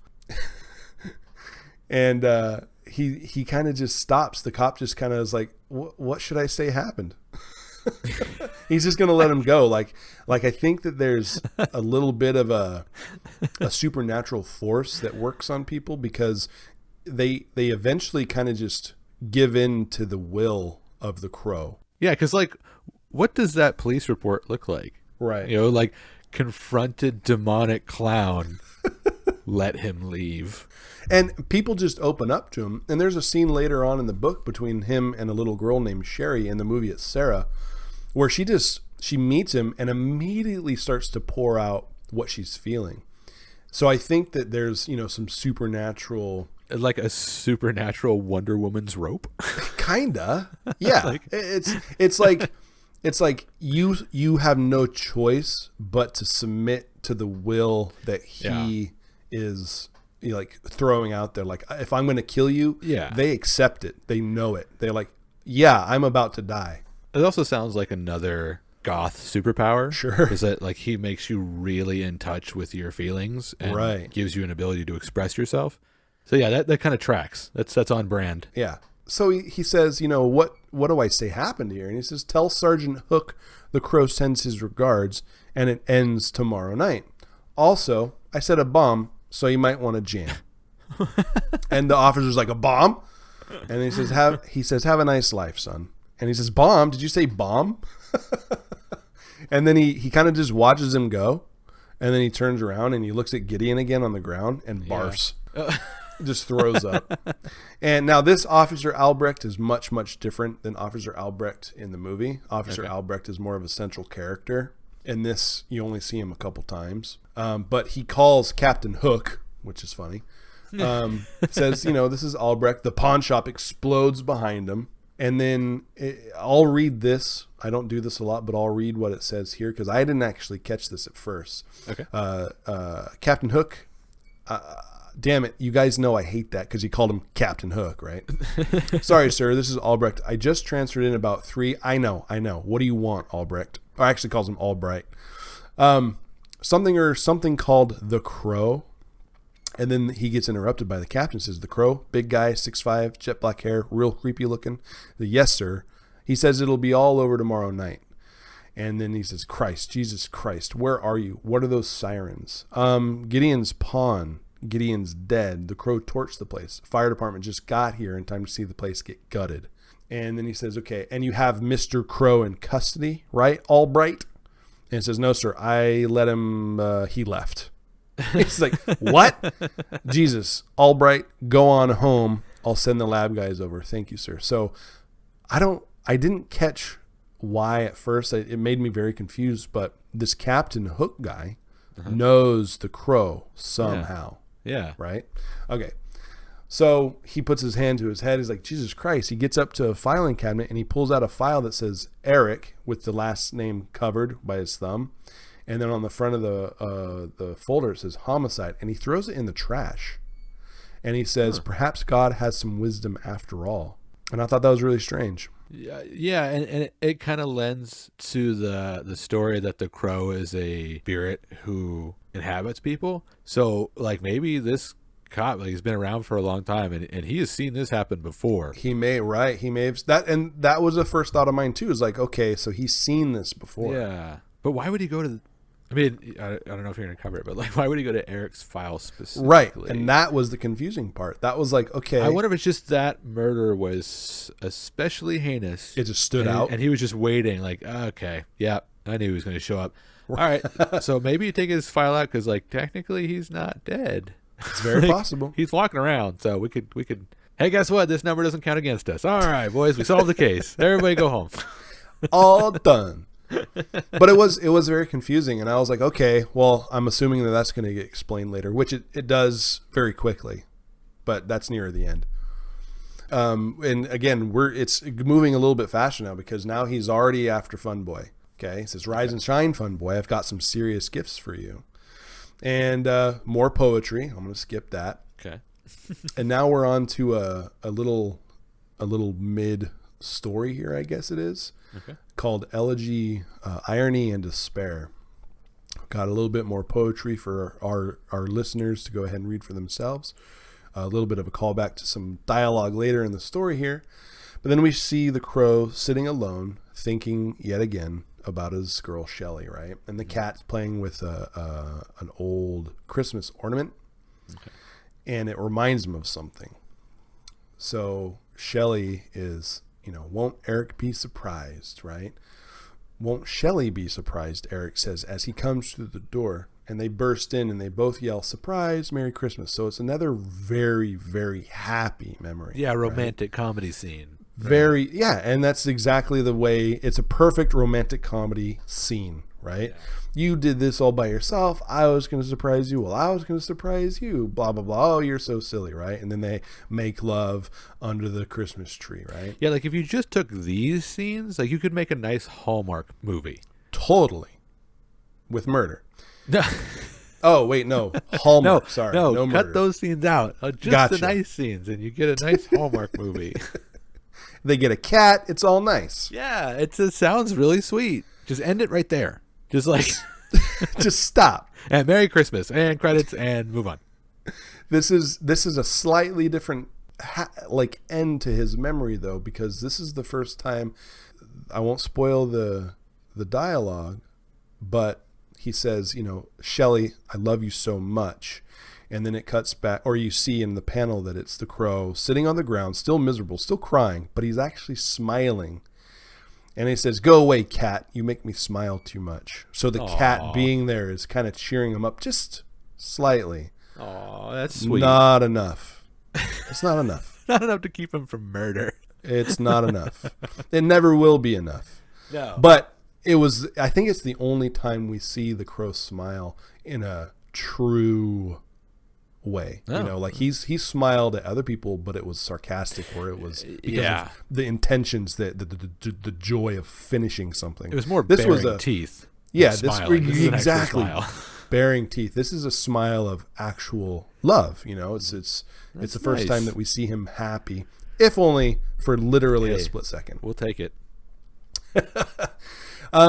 So he's after Fun Boy, and he arrives at the building, and there's a little girl on the steps, and she's haggard as fuck.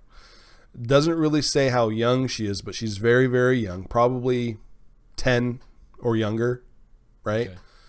And, he sits on the steps with her, and, he knows people's names, so he's got a bit of telepathy going on. Yeah, I noticed that with all the cop names. Yes. Like, he knows everybody's names. He knows what's up. He's got, the crow, the spirit guide animal is how I kind of see it. Probably whispers smart. In his ear. Yeah, they are very smart. That's true. This could be the running theme in this. It's like every superpower he has, like, well, crows are very smart.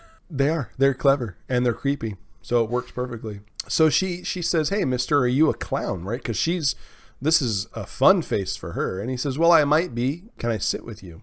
And he calls her names like sweetheart, darling, princess, that kind of thing, right? Yeah, these are all red flags.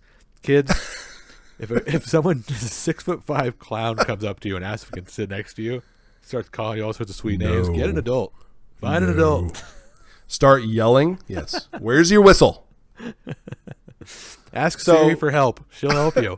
Well, I mean, this poor girl, she lives in a different world. Yeah, no, this is actually this is a step up from what she's dealing with. Yeah, because it's not immediate malice coming from this person, right? Right. Everybody in her life is a drug dealer, pusher, abuser of some kind. I mean, she's got a black eye and a bruise on her cheek. Yeah. So she's so like random murder clown is not. No. It's just like a regular part of her day. Right. And he's not sending out murder vibes, right? And so because of the slight telepathy or supernatural forces at play, she's immediately at ease with him, right? So she says, "I'm just waiting for my ma." And he's like, "Well, where might she be?" And she goes on to explain that ugly Patrick didn't have no medicine, and ma went up to see Mr. Fun Boy.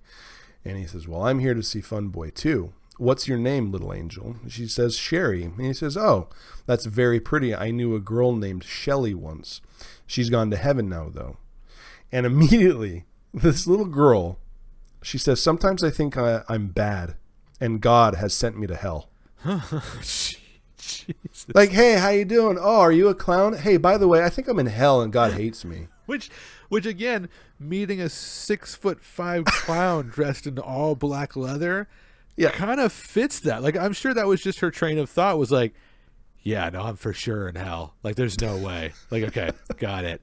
All right, thanks, Mr. Clown. So I'm in hell, right? Like, this this is the worst it gets, and I'm being punished for whatever I did. Correct. And that's what I think, that whatever telepathic type of influence he has on people, supernatural or otherwise, it gets them to just open up to whatever it is the crow needs you to open up about. Okay. And he says, no, this isn't hell, but you can see it from here. Oh, that's a good line. And she asks, how come it hurts so much, mister? And he says, I really don't know. And then they kind of just have it's just one single panel of them just thinking. It's like a Morrissey song.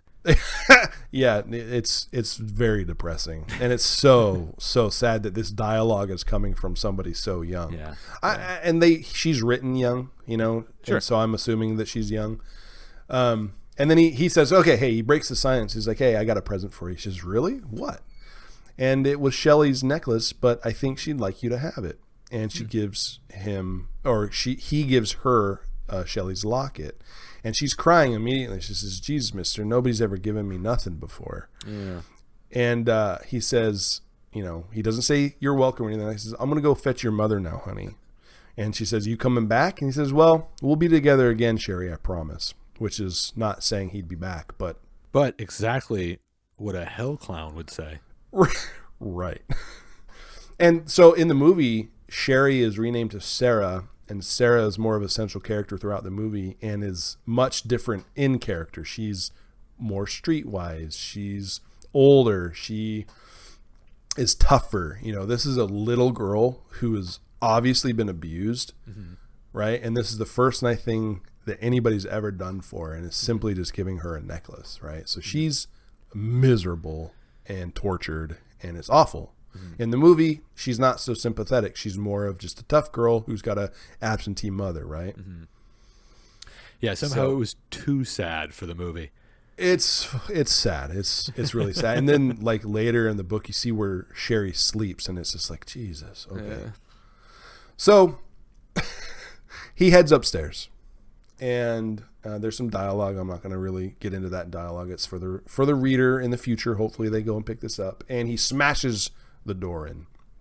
Fun Boy and Sherry's ma are in bed together. She's getting her medicine the only way she can pay.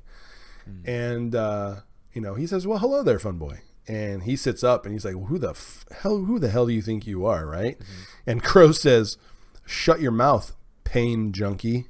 I haven't asked you anything. And closes the door, and it shows a shot of a cat on the stairs. It's a very sinister looking Gabriel shot. Nice. Fun Boy automatically thinks that somebody named Raphael has sent this guy to collect.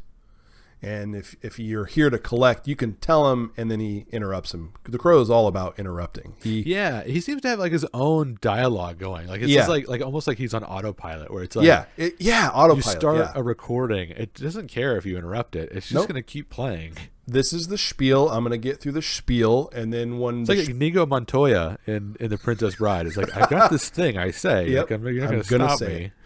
And he repeats the same question to Fun Boy that he actually did earlier in the beginning. I think it was to Jones. He says, are the bones of your sins sharp enough to cut through your own excuses?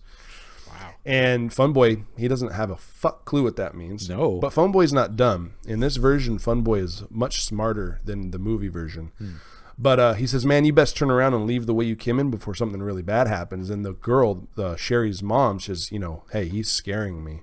And cats are starting to gather on the steps outside. And because I will tell you, every drug dealer has at least one cat.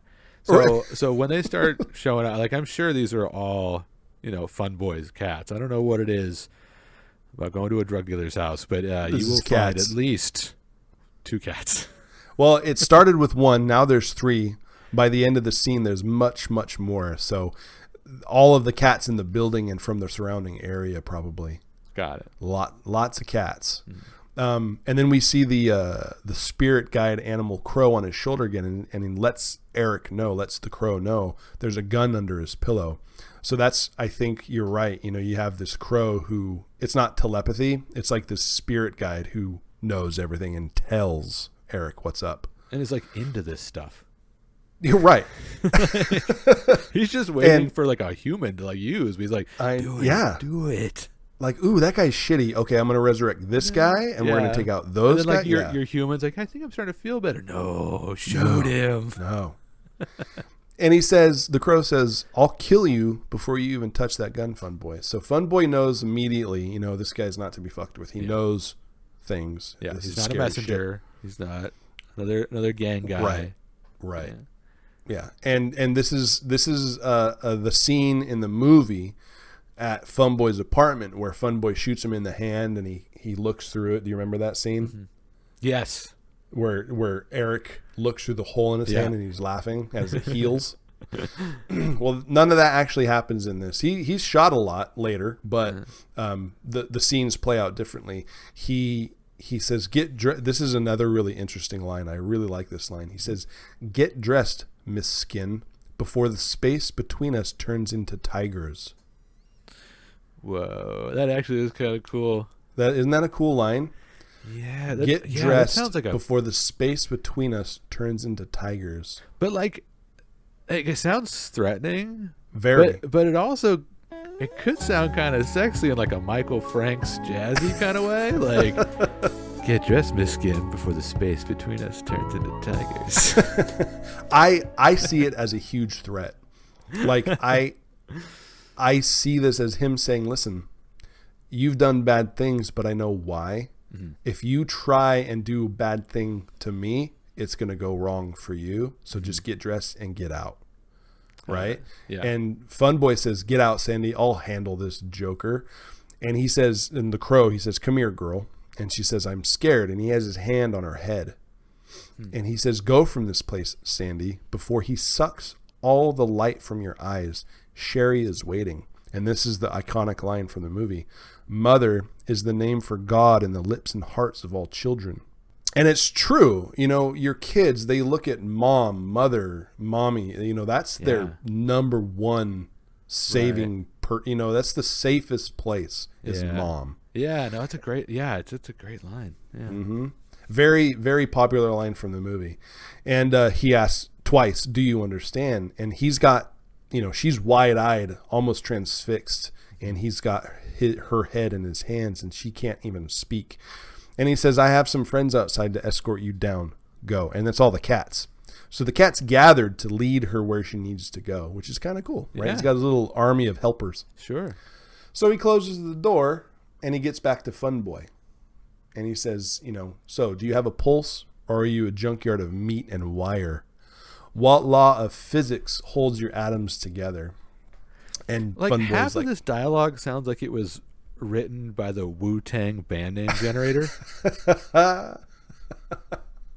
Like, this is how Childish Gambino got his name. It was like the same dialogue. It all works, right? It's all very gothy, like you keep saying.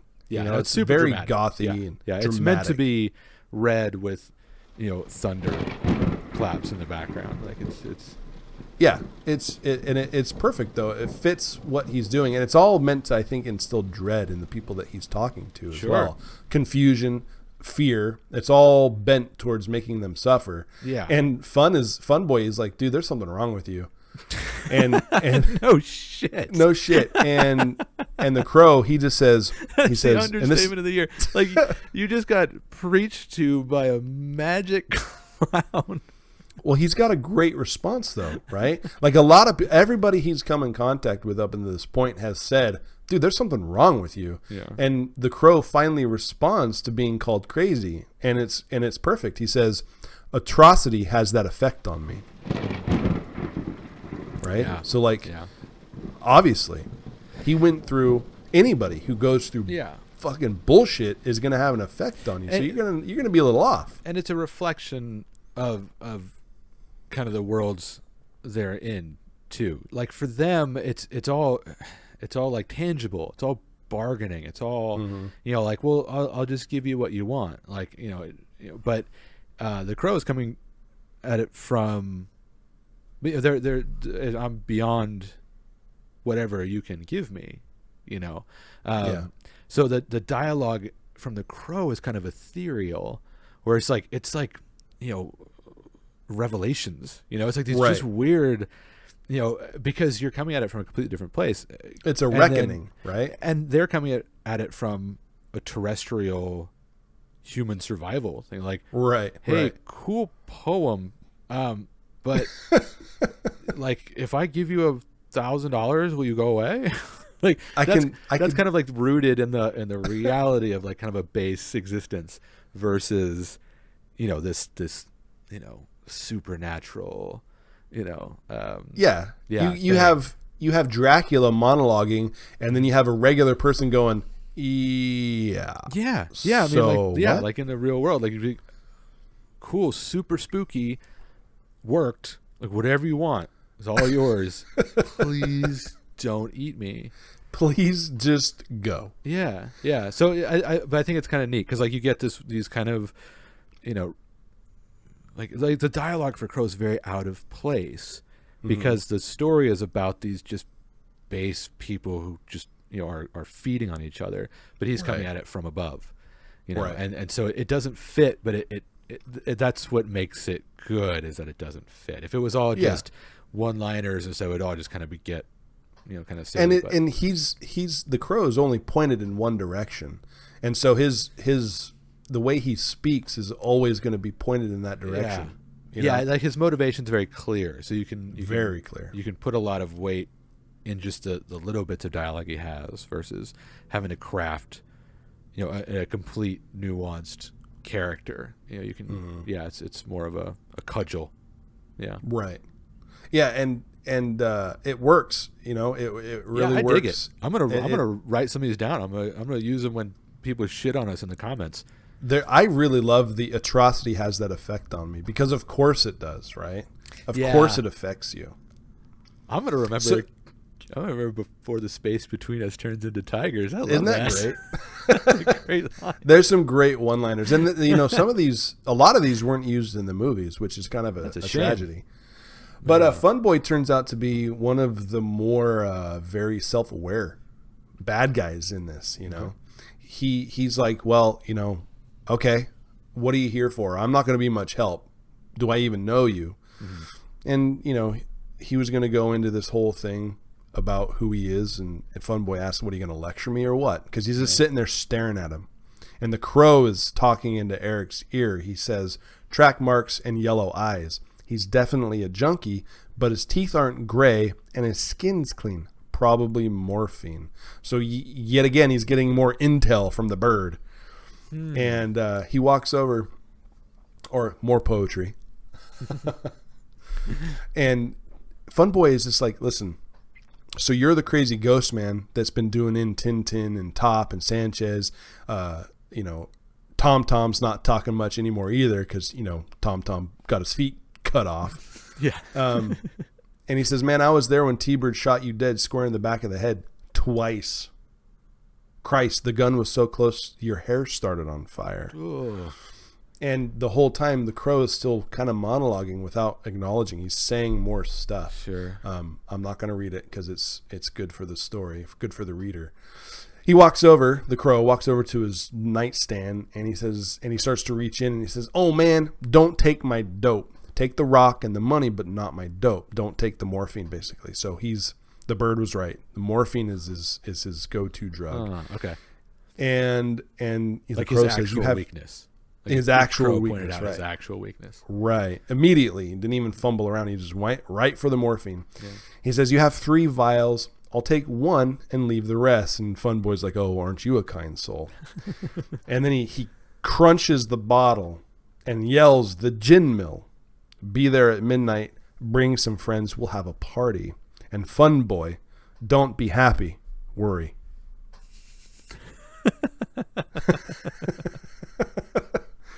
Little play on the song lyrics there, Oh my god! Oh, this is so 80s. Mm-hmm. That was beautiful.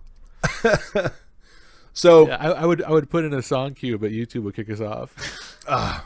We can song cue. Go look this up. Go find that song. Yeah, it's not. That's not how it was meant. It was meant to be much more lighthearted. If you don't know, don't worry. Be happy now.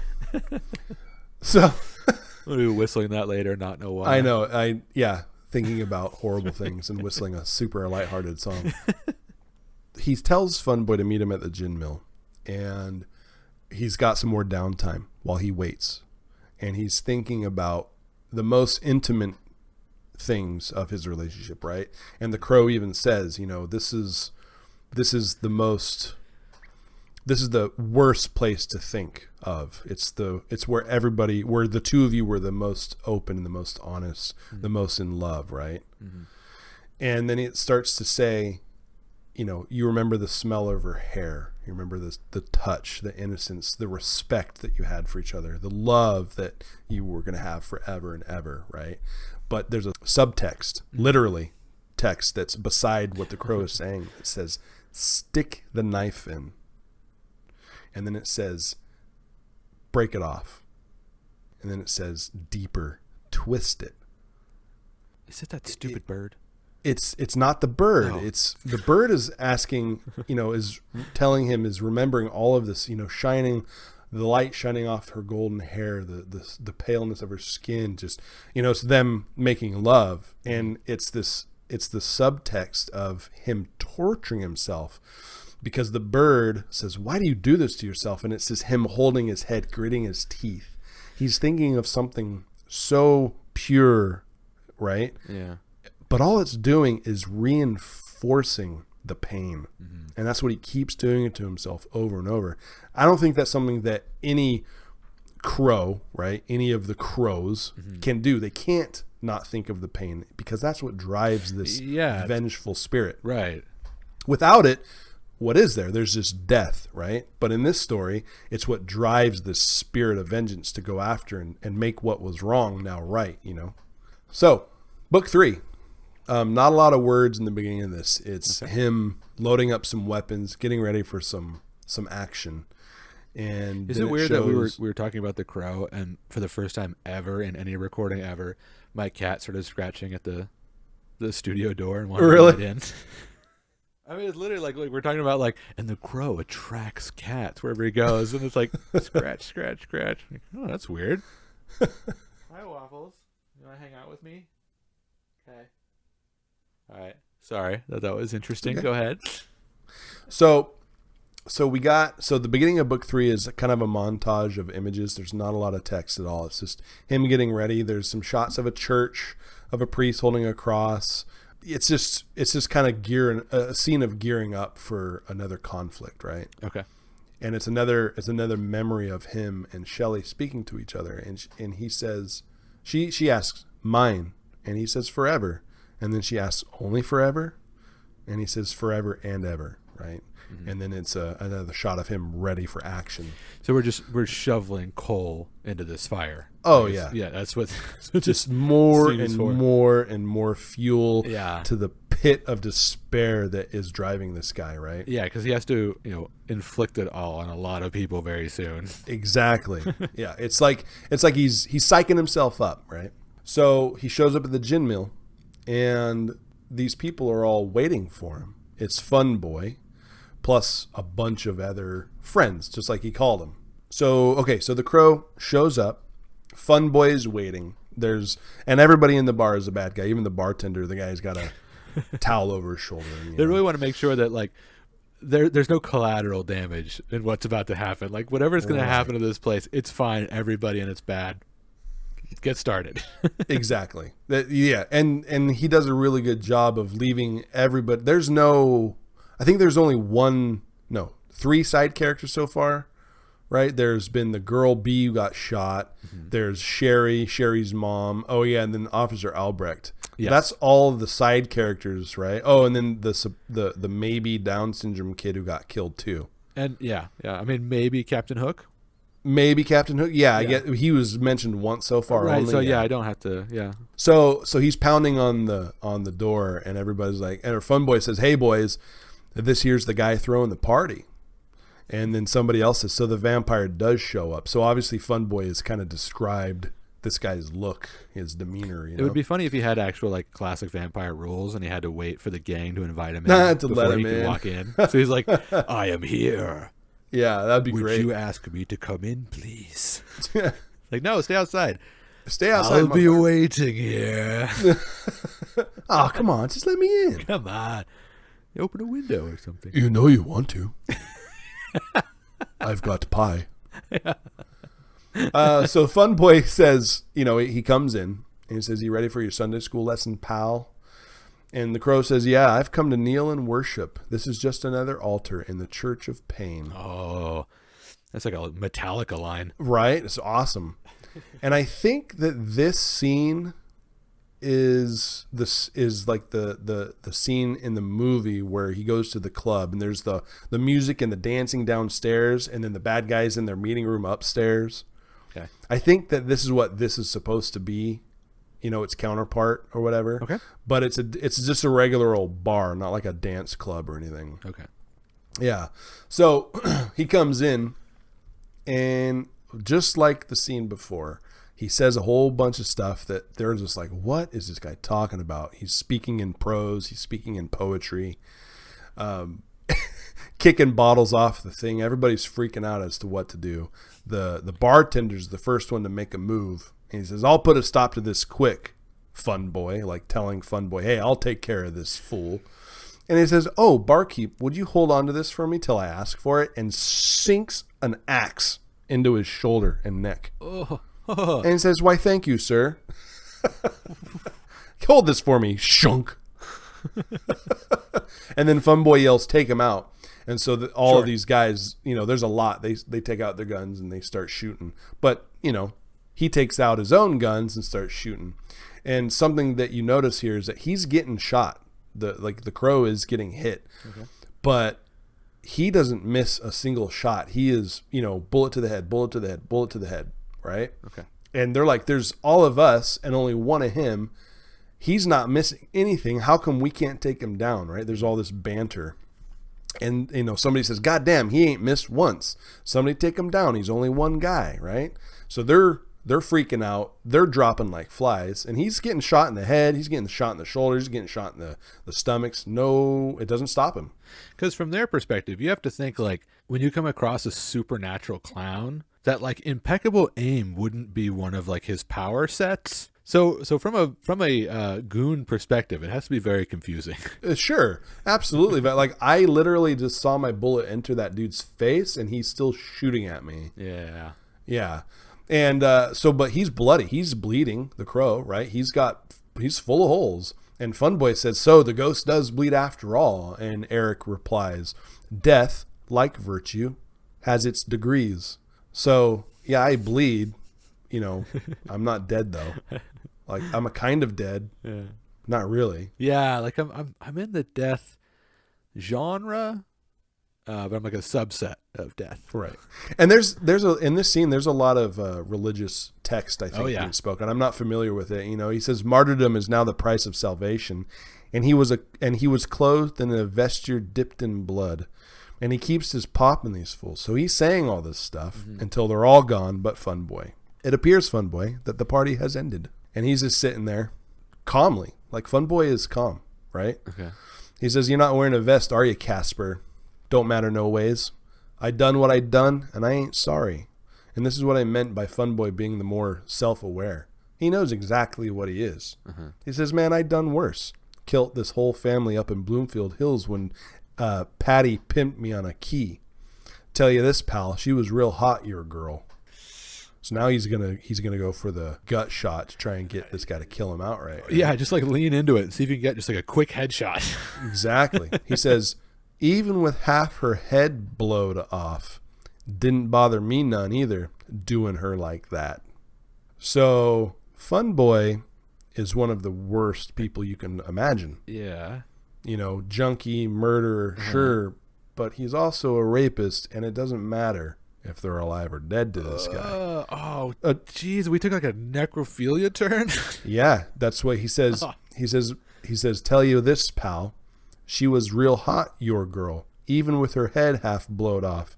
Didn't bother me none either, doing her like that. Okay, when you first said that, I thought you meant like doing her like that, like a gangster way of like shooting her, I didn't. Nope. Yeah, he has a shit-eating grin on his face while he's saying it too. So much worse. So much worse.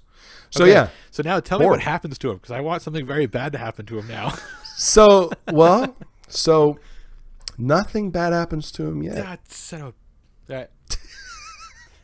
He says whoever fights monsters should see to it that in the process he does not become a monster. Funboy, go find T-Bird.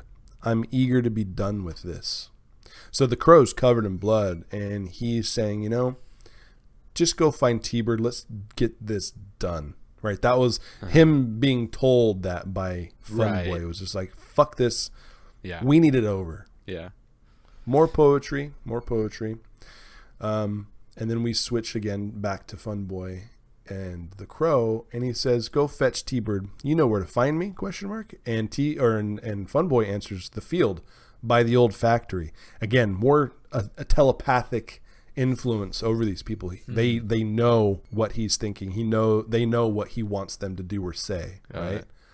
And the crow says, yes, the road by the field, you remember.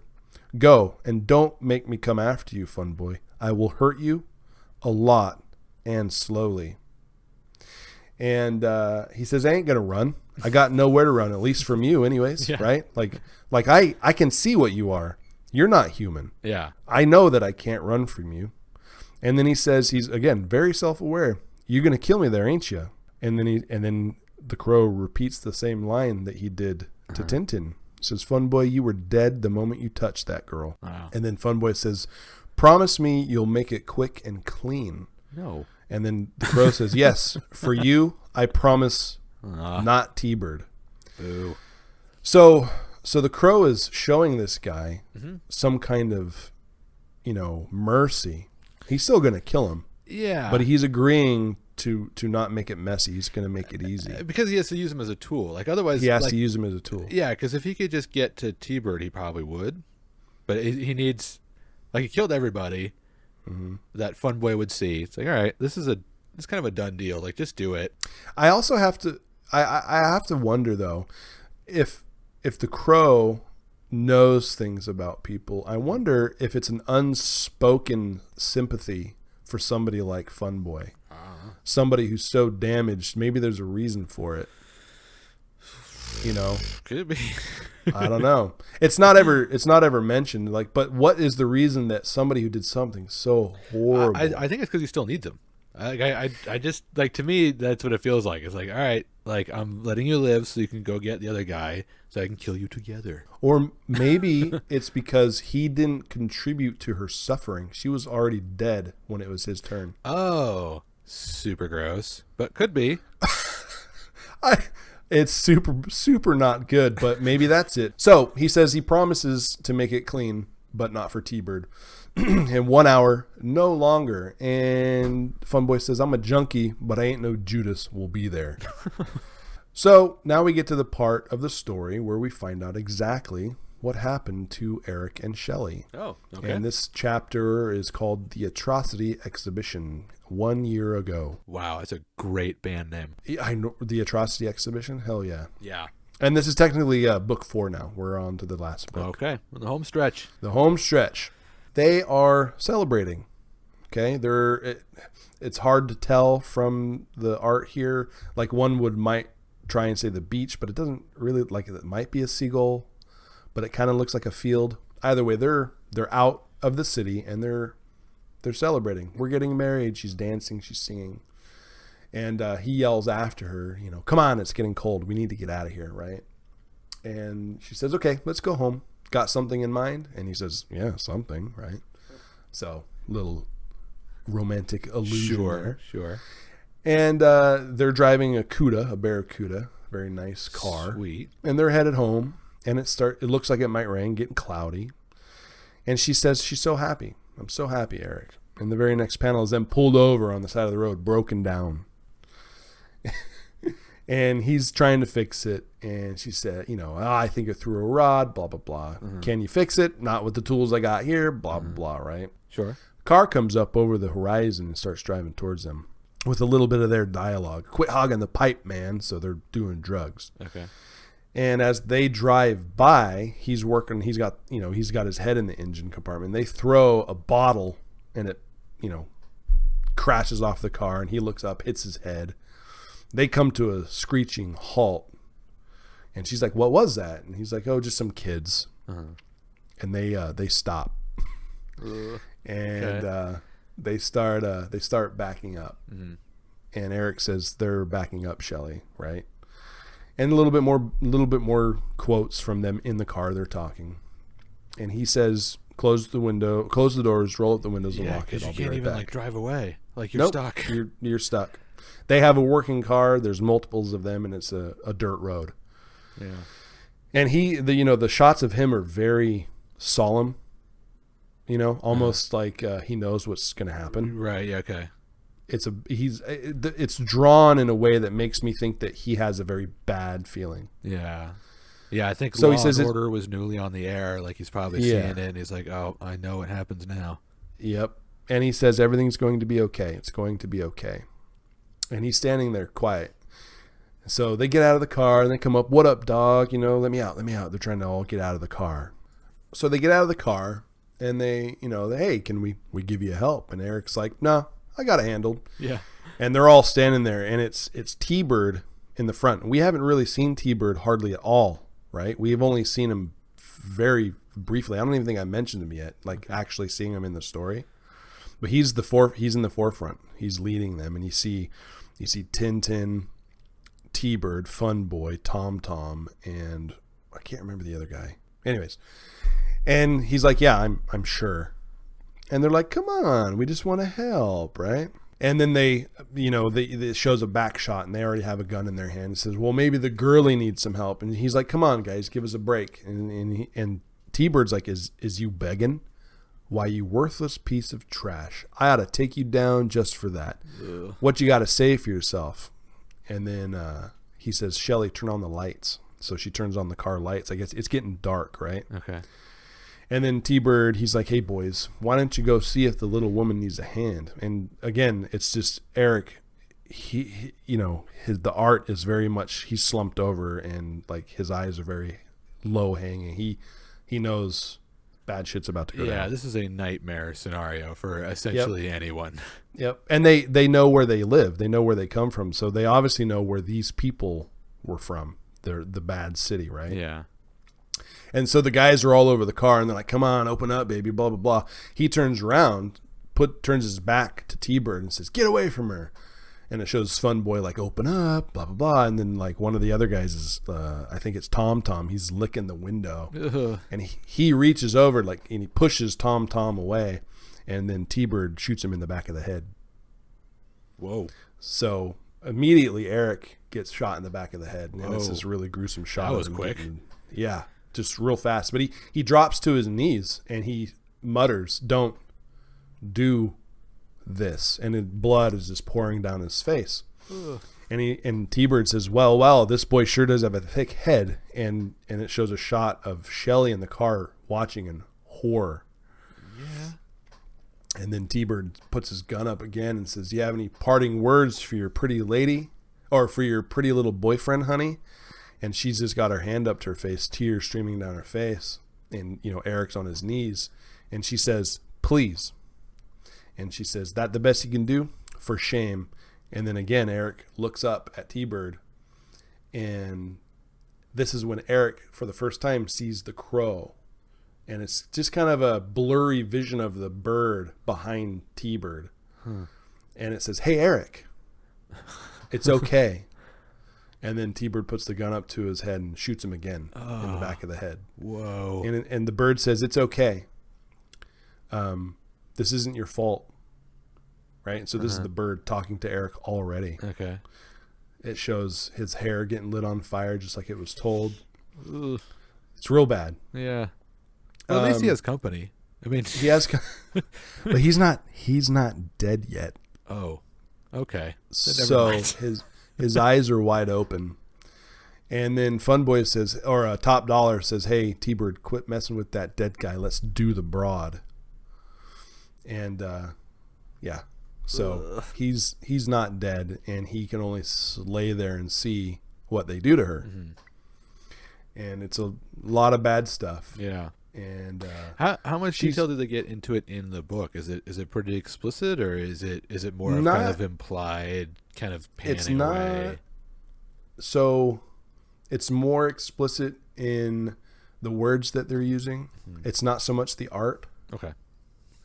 And then what they're doing. Yeah. There's no mystery. Yeah. And Eric has to lay there and watch because he can't move. Yeah, and he's still unfortunately, alive. we've covered this subject a couple of times Right. in these books. I don't know why this keeps going this direction. But yeah, you can see different styles. Like Yes. Dynamite will lean into it. Because they're kind of going for a little more shock value. And then if it's a DC, it'll be in shadow and kind of be implied by Right. facial expressions and things like that. It's always cut away. But for an independent artist on a kind of an indie label, it's always kind of a crapshoot of how far they go into it. It's really kind of up to the artist. So Right. Okay. Yeah, it's heavy nonetheless. Yeah, but at least you're saved from it being too gruesome. Like, all right, we get it. We're gonna Right. So we see this happening to her, and we can see how they're behaving. They're animals, but Eric is seeing this crow, and the crow is already telling him, "You don't need to do this. Don't look. Right? Stop looking." They're yelling at her to be quiet. She's yelling. She's screaming, and that's when Tom. Remember earlier when I said that he told Eric how he kicked her to shut her up. Yeah. Well, the words that are used to describe the kicks is scrunch and crunch. Ugh. Well, those are And then accurate. Those are accurate onomatopoeias of that. Exactly. And then T-Bird gets tired of the screaming and just shoots her in the head. So she suffered a lot, and Eric had to watch all of it. So he's alive for this whole thing, like Eric? Yeah, he's Okay. he's on the ground facing that way, eyes open, and he's not dead. Okay. She's now dead, and they said, "You're sick, man," and they drive away, leaving him there in the rain. Like, even when the other super gross dudes are like, "Dude, you're super gross." Like, Right. Yeah. Fuck That's that guy. pretty. Yeah. But so Eric's not dead, and it shows that Captain Hook, right? And he's standing at the bedside of him, and he's all wrapped up and hooked up to a bunch of wires and stuff. And he says, it's real blah, blah, blah. It's real bad what happened. Here's my card. And as he's leaving, Eric says, "The crow." And then he looks very shocked. What? What did you say? And then Eric repeats, "The crow. The crow said don't look." And then it cuts to him like in the operating table with banter between the surgeons. And then that's when he dies. So he dies later in the hospital when they're trying to actually save his life. Oh, wow. And that's when the crow really shows up. Nice solid form, not blurry. And it's like, "Hey, Eric, hey, like, let's get out of here. You've got responsibilities. Let's get going." So kind of like the crow came to collect, right? Yeah. So now we're near the end of the story because it shows him up in the house again. Okay. And Eric smashes through the window and yells up, into the heavens, basically, "Shelley, I'm coming home." So he knows that he's finally almost done with his mission. And it says here, and it shows a picture of the house. Here's where it began, and this is the beginning of the end. We get another couple of shots of him and her in the good times, right? We see Gabriel. He's walking through the house, and he's trying to find Eric. And he comes up, and he's meowing, and he's loving, and he comes up, and he says, "It's time for me to go," he tells Gabriel, the cat. And he has all these guns that he's getting loaded up and ready for the final showdown. His arms are all cut up, and he's dripping blood onto the bullets. Wow. Right? It's very macabre. Yeah, very but it's a dark scene. great visual. Like, you can't beat it. Right. It's rough stuff. He's saying goodbye to the cat. Aww. And there's some more poetry. Sure. But basically it's these last few pages is just him getting set and ready to go. He's getting dressed. It's memories and then present, and then memories and then present. And he's wrapping up his hand or his arms that he had cut to ribbons, basically, with tape. Yeah. Okay. And so he's just getting ready. Yeah. It looks like he's kind of dancing, like he's dancing with the spirit of the memory or something like that. And it's him gearing up for this. It's very sad, actually. Well, like looking at it, it's very heartbreaking. And he's loading guns as he's doing this dance, and then he lights the house on fire.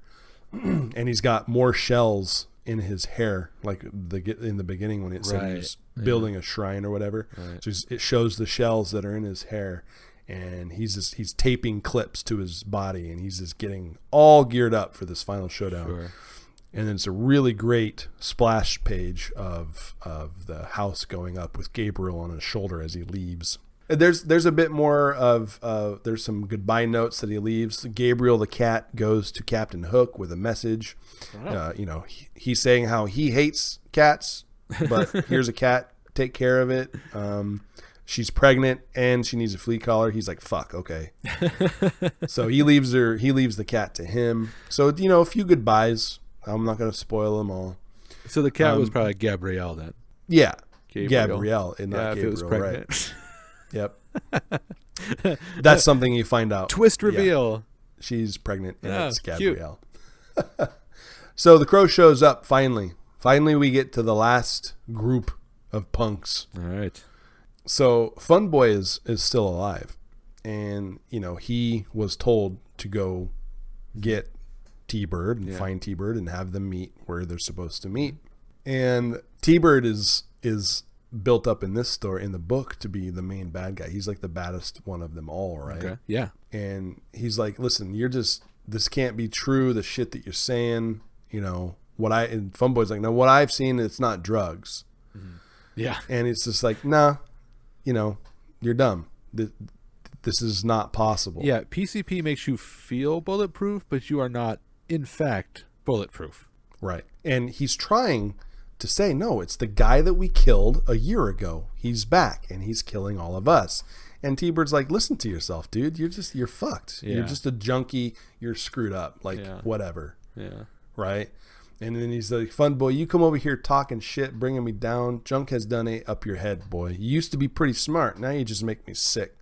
You junkies are pathetic. Get the hell out of here. And he's like, fine, fuck it. On one hand, finding out about like a ghost clown out to kill you is like, it's hard to believe.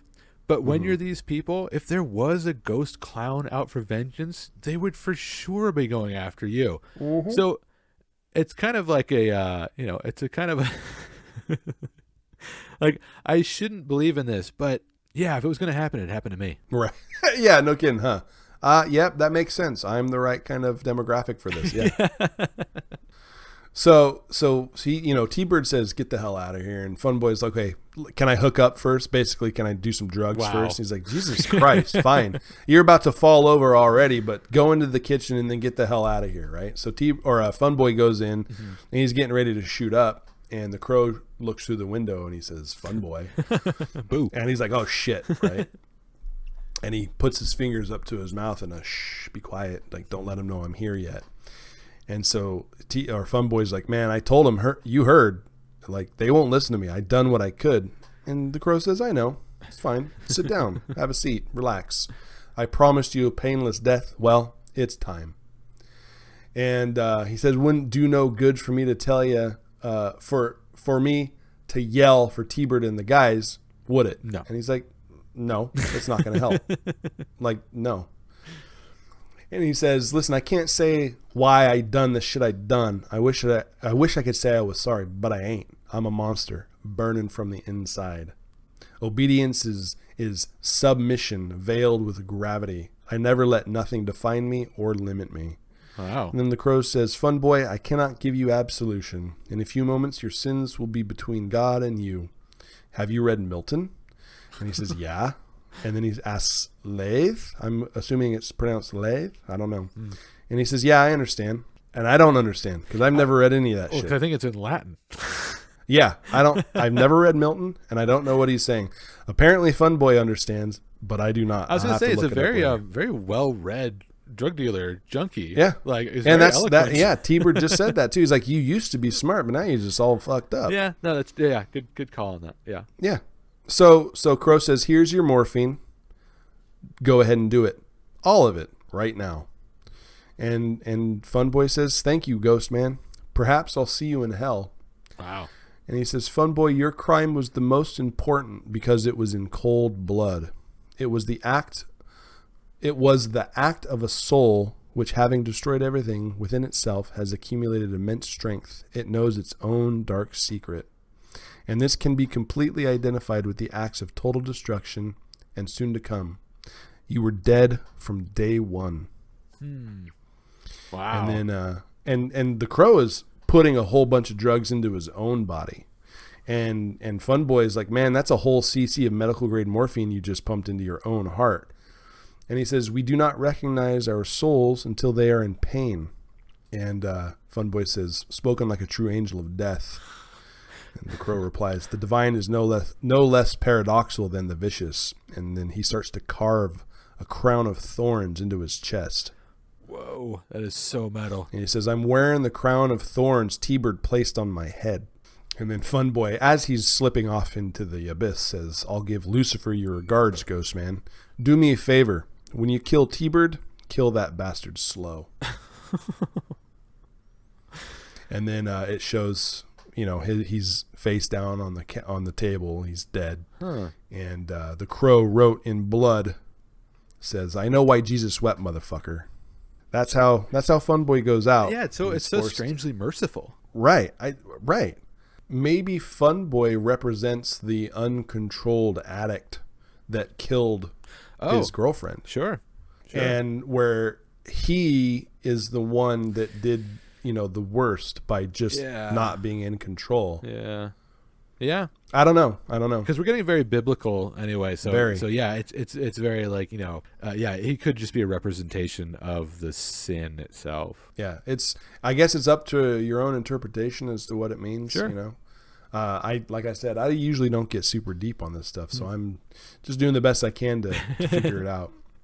But in the meantime, T-Bird and a couple of T-Bird and I think it's Shelby the Giant. I think it was Shelby the Giant. They're getting ready to head out. So they're like, we're taking off. Get this guy, get Fun Boy awake and get the hell out of here. But Fun Boy's dead. He's done. So the Crow heads upstairs and there's all these guys waiting for him. And he just wrecks shop, right? He just blows everybody away. Leaves one of them alive. And it doesn't really say why he left this guy alive. There does seem to just be some random mercy here and there. Yeah. Or he's just conserving bullets. I don't know. That could be. Anyways, so it cuts. He leaves that one guy alive. I cut out a lot of the action so you guys, the listeners can read it for themselves. T-Bird and Shelby the Giant roll up to another club, right? And he rolls up and he says, "So D, how many guys come up with, right? How many T-Bird called ahead. How many guys did you get to deal with this freak, basically?" And so this other thug just starts to randomly name off all these dudes. And they're like, there's no way that anybody's going to come in here and beat 15 guys, right? What's going down? About 20 of your best people are already in zipper bags, man. Yeah. And T-Bird's like, you getting smart? He's like, no, I'm just, what is going on? And he explains, Fun Boy says, we got a ghost on our hands, right? He wrecked up the Happy Flower about an hour ago. So don't sit down, get everybody ready. Yeah. He says, are you carrying? And he's like, of course. We're all strapped and ready to go. And then he asks, how you doing, Shelby? And he says, what's it look like, asshole? And he's missing fingers. And I'm trying to find the place in the book where Shelby got his hand shot off because he's missing fingers. And I don't know where that's at, but Shelby got hurt earlier in the story, and I don't remember where it was at. Okay. I might have to go find that. So Shelby says to T-Bird, do you believe in any of this ghost shit? He's like, I believe in dope, guns, and broads. And then he asks Shelby to push in the lighter. He's got to light his cigarette.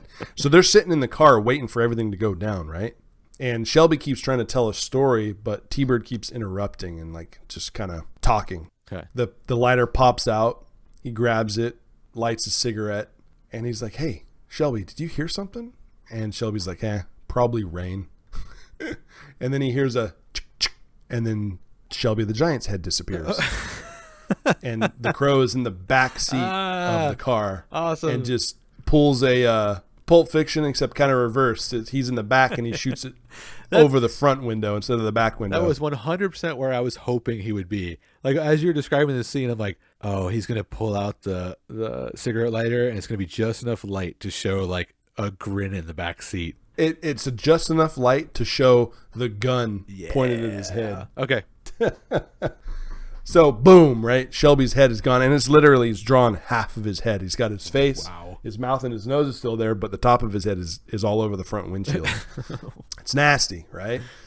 And T-Bird's like, oh Jesus, oh Jesus, oh Jesus, and he's blood, gotta get the wipers on to get the blood off. And now the Crow's actually sitting on top of the hood or on top of the cab or he's sitting on the roof. It says, T-Bird, you idiot. The blood is on the inside, inside the car, inside your head for the moment. Oh, wow. Nice. And he jumps down and he says, get out of the car, you bastard. I'm going to kill all your foot soldiers and I want you to see this. So another little montage of the Crow just wrecking shop. He says, gentlemen, don't you know enough to go in out of the rain? He says, man, it ain't raining. He says, are you blind? It's raining blood. But I digress. And then he takes his coat off and he opens his hands up and they're just, there's some words. I'll let people find out. And so they say, drop them. And they just start shooting, right? And this is more of the more finished art again. We get really nicely rendered splash pages of wicked art. It's really good. So this is a very important scene. Yeah, it's a very important scene. He took a lot of time, and it just shows him riddled with bullets. And it says, it's not death if you refuse it. And they're all sitting there wide-eyed like... Somebody has a tattoo of that surrounded by barbed wire that they got in the 90s. Like that's an amazing quote. Absolutely. There's probably thousands of people with that on their body. And they're all like freaking out, right? And T-Bird's like, stay put. This is a trick, homie. Can't be real. Because he's still standing there. Mm-hmm. And the bullet holes are closing up. It shows how they're closing. And they're like, what the hell? What is happening? And he just kind of disappears. He just, right, out of his sight. And he's behind them in the shadows. And yet again, we see him surrounded by more cats.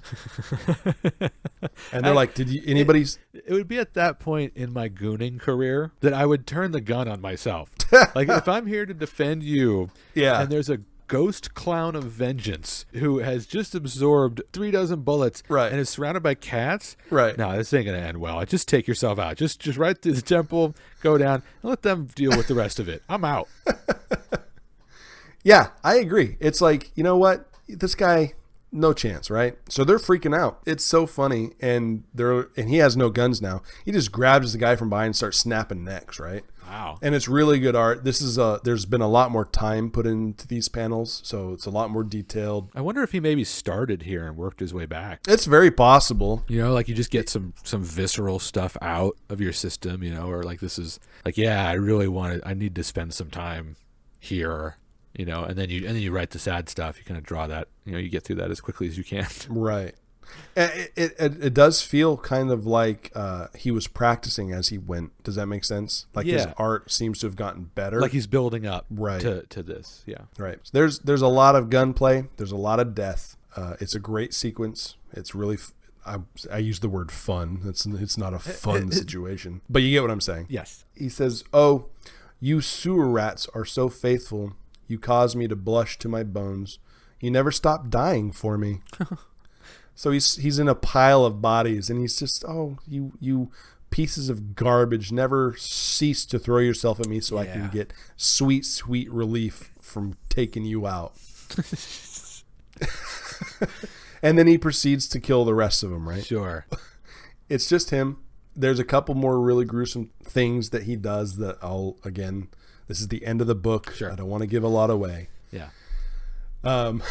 And there's a really great shot of his face, and it's like he's in a blood lust, like manic rage, right? Oh my God. And T-Bird sees this face because it's this nightmarish ghoul covered in blood running from the tip of his nose to his tongue. Whoa. And he says, forget this nightmare. I'm out of here. Yeah. I'm gone. So he jumps into his car and he says, buckle up, Shelby. It's the law. Man, you stink.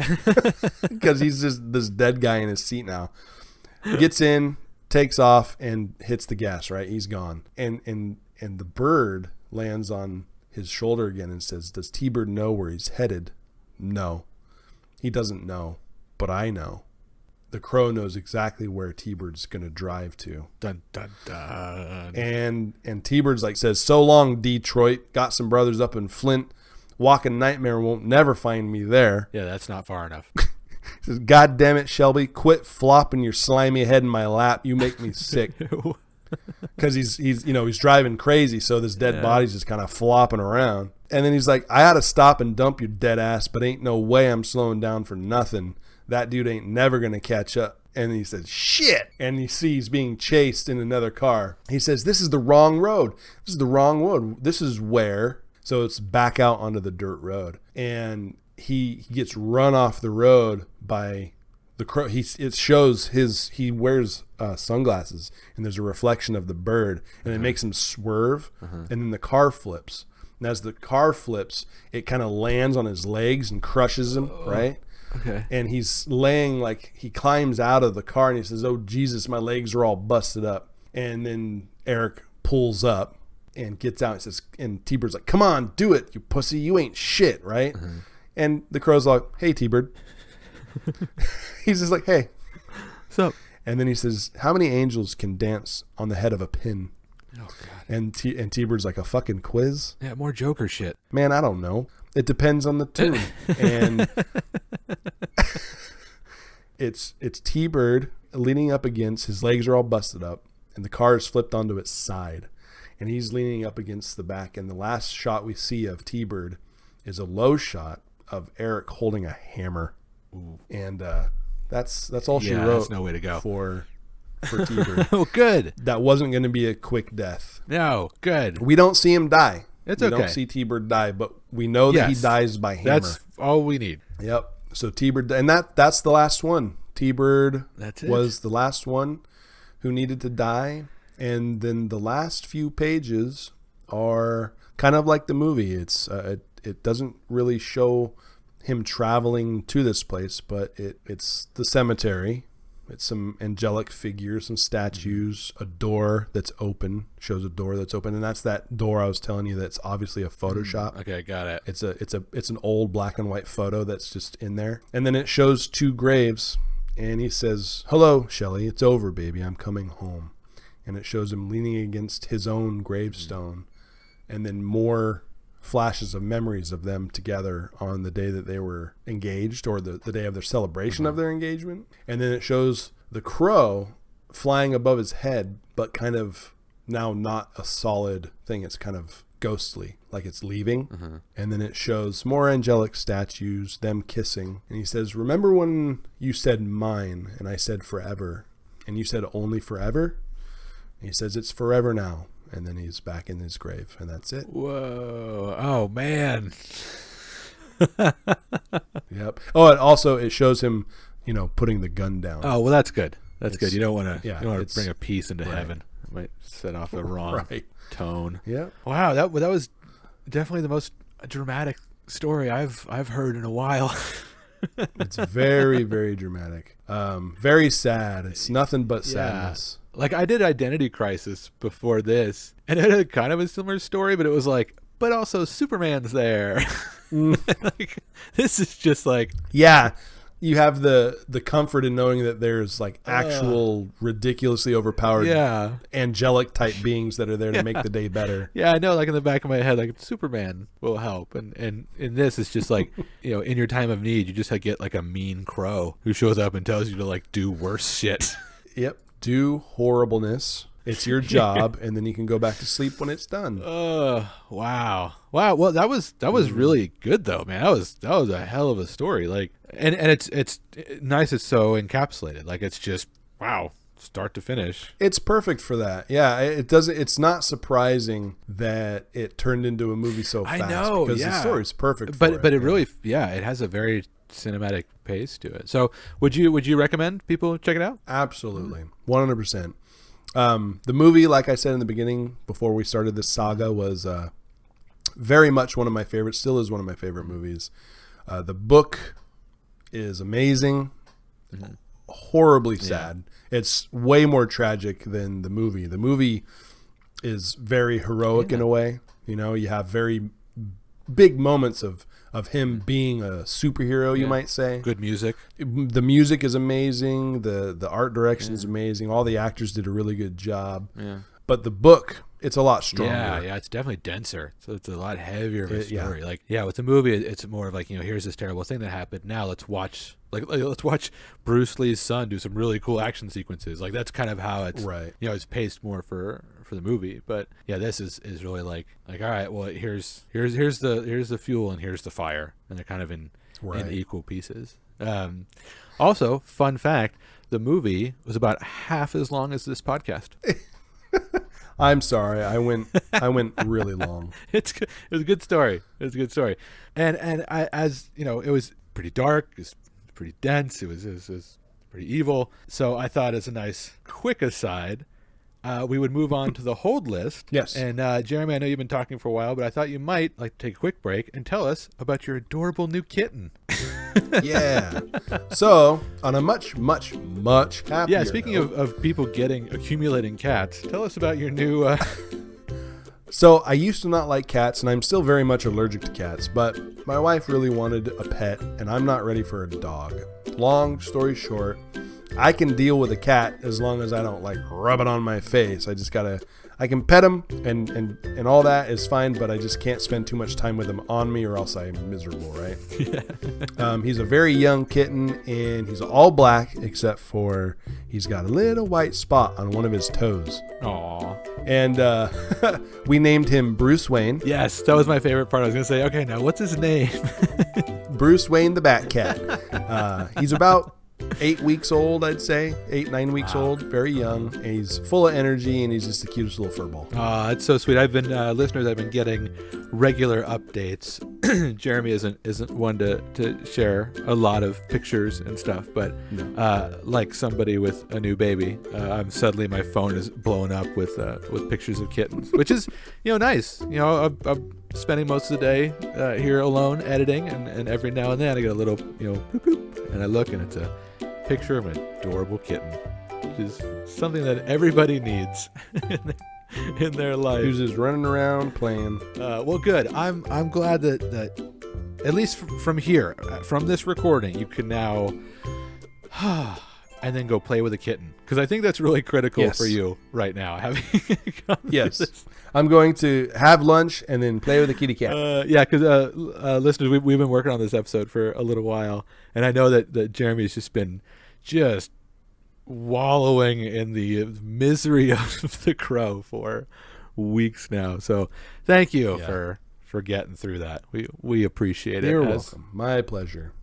All right, well, I'm going to move on to my hold list item this week, and we're going to talk about someone called Nat. Yes. And his YouTube channel called Nat's What I Reckon. Hell yeah. So this one is kind of from both of us. Nat is a comedian, musician, mental health ambassador, and pandemic isolation cooking champion. Yep. Nat has been making videos as Nat's What I Reckon for a while now. He has an audience of around 1.6 million, which is only slightly above our 11. A little bit. He has close to 100 million views across a variety of platforms. So if this isn't news to you, I apologize. But it was news to me, and it has made my life better having been in it. So I wanted to pay that forward. So YouTube cooking videos are a dime a dozen, I know. Yep, lots of those. But what I think is interesting is that this channel didn't start out that way. So he typically did man on the street kind of reviews. Like he's got some really good ones from like some boat shows and some car shows, and it's like he's super punk rock. So he kind of gets away with poking fun at that like overly materialistic culture, and it plays because he looks like someone who would be making those jokes. Yeah. And Jeremy introduced me to him as he reviewed running like as a concept. Yeah. And decided that it was shit. Yep. Shit AF to be specific. I think that was the official grading. Yep. So, but when the pandemic hit, he observed that pasta sauce shelves had been picked clean, but the fresh produce sections were full and untouched. So he released a single, no-nonsense instructional video on one of his tried-and-true pasta sauce recipes in his traditional, sweary, and strangely encouraging style.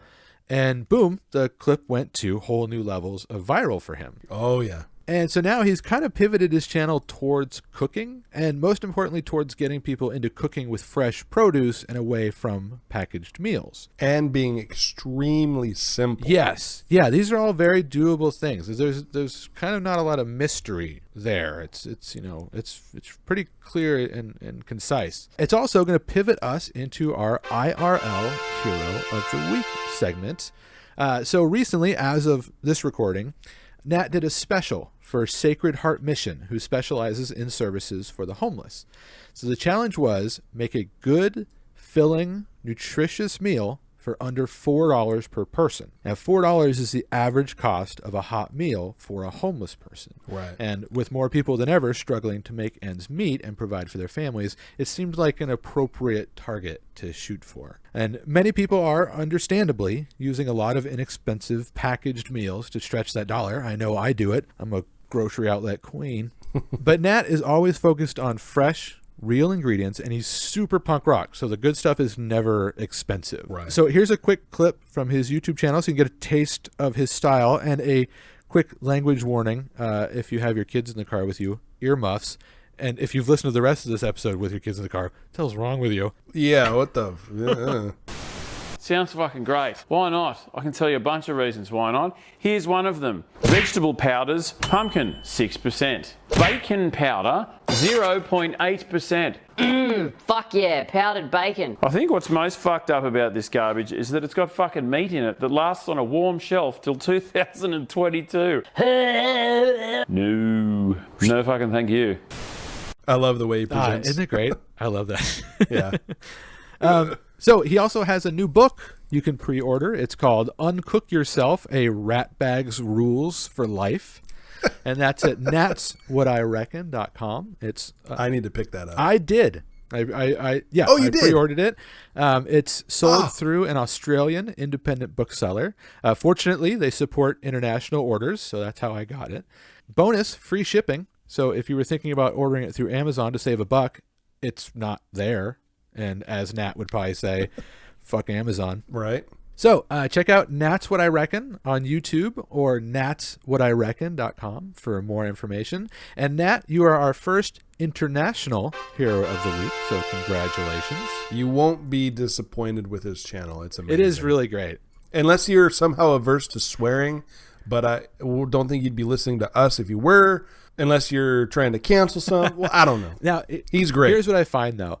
So he's Australian. So with an accent, swearing just doesn't sound as bad. It kind of sounds charming. Like it's got that right. Gordon Ramsay but not mean kind of feel to it. Like it's just him. He swears like, your friend who swears too much. Right. Yeah, it's that. It's, it's fine. It's fine. He makes you feel right at home. It's great. Does. Yes. Yeah. It's a great channel. He's so yeah, a very disarming personality. It's great. It's really good. Yeah. So, check that out. That's What I Reckon. You will not be disappointed. All right. That will do it for this week. Next week, we do some quick math. What's Rick and Morty plus Venture Brothers minus jokes?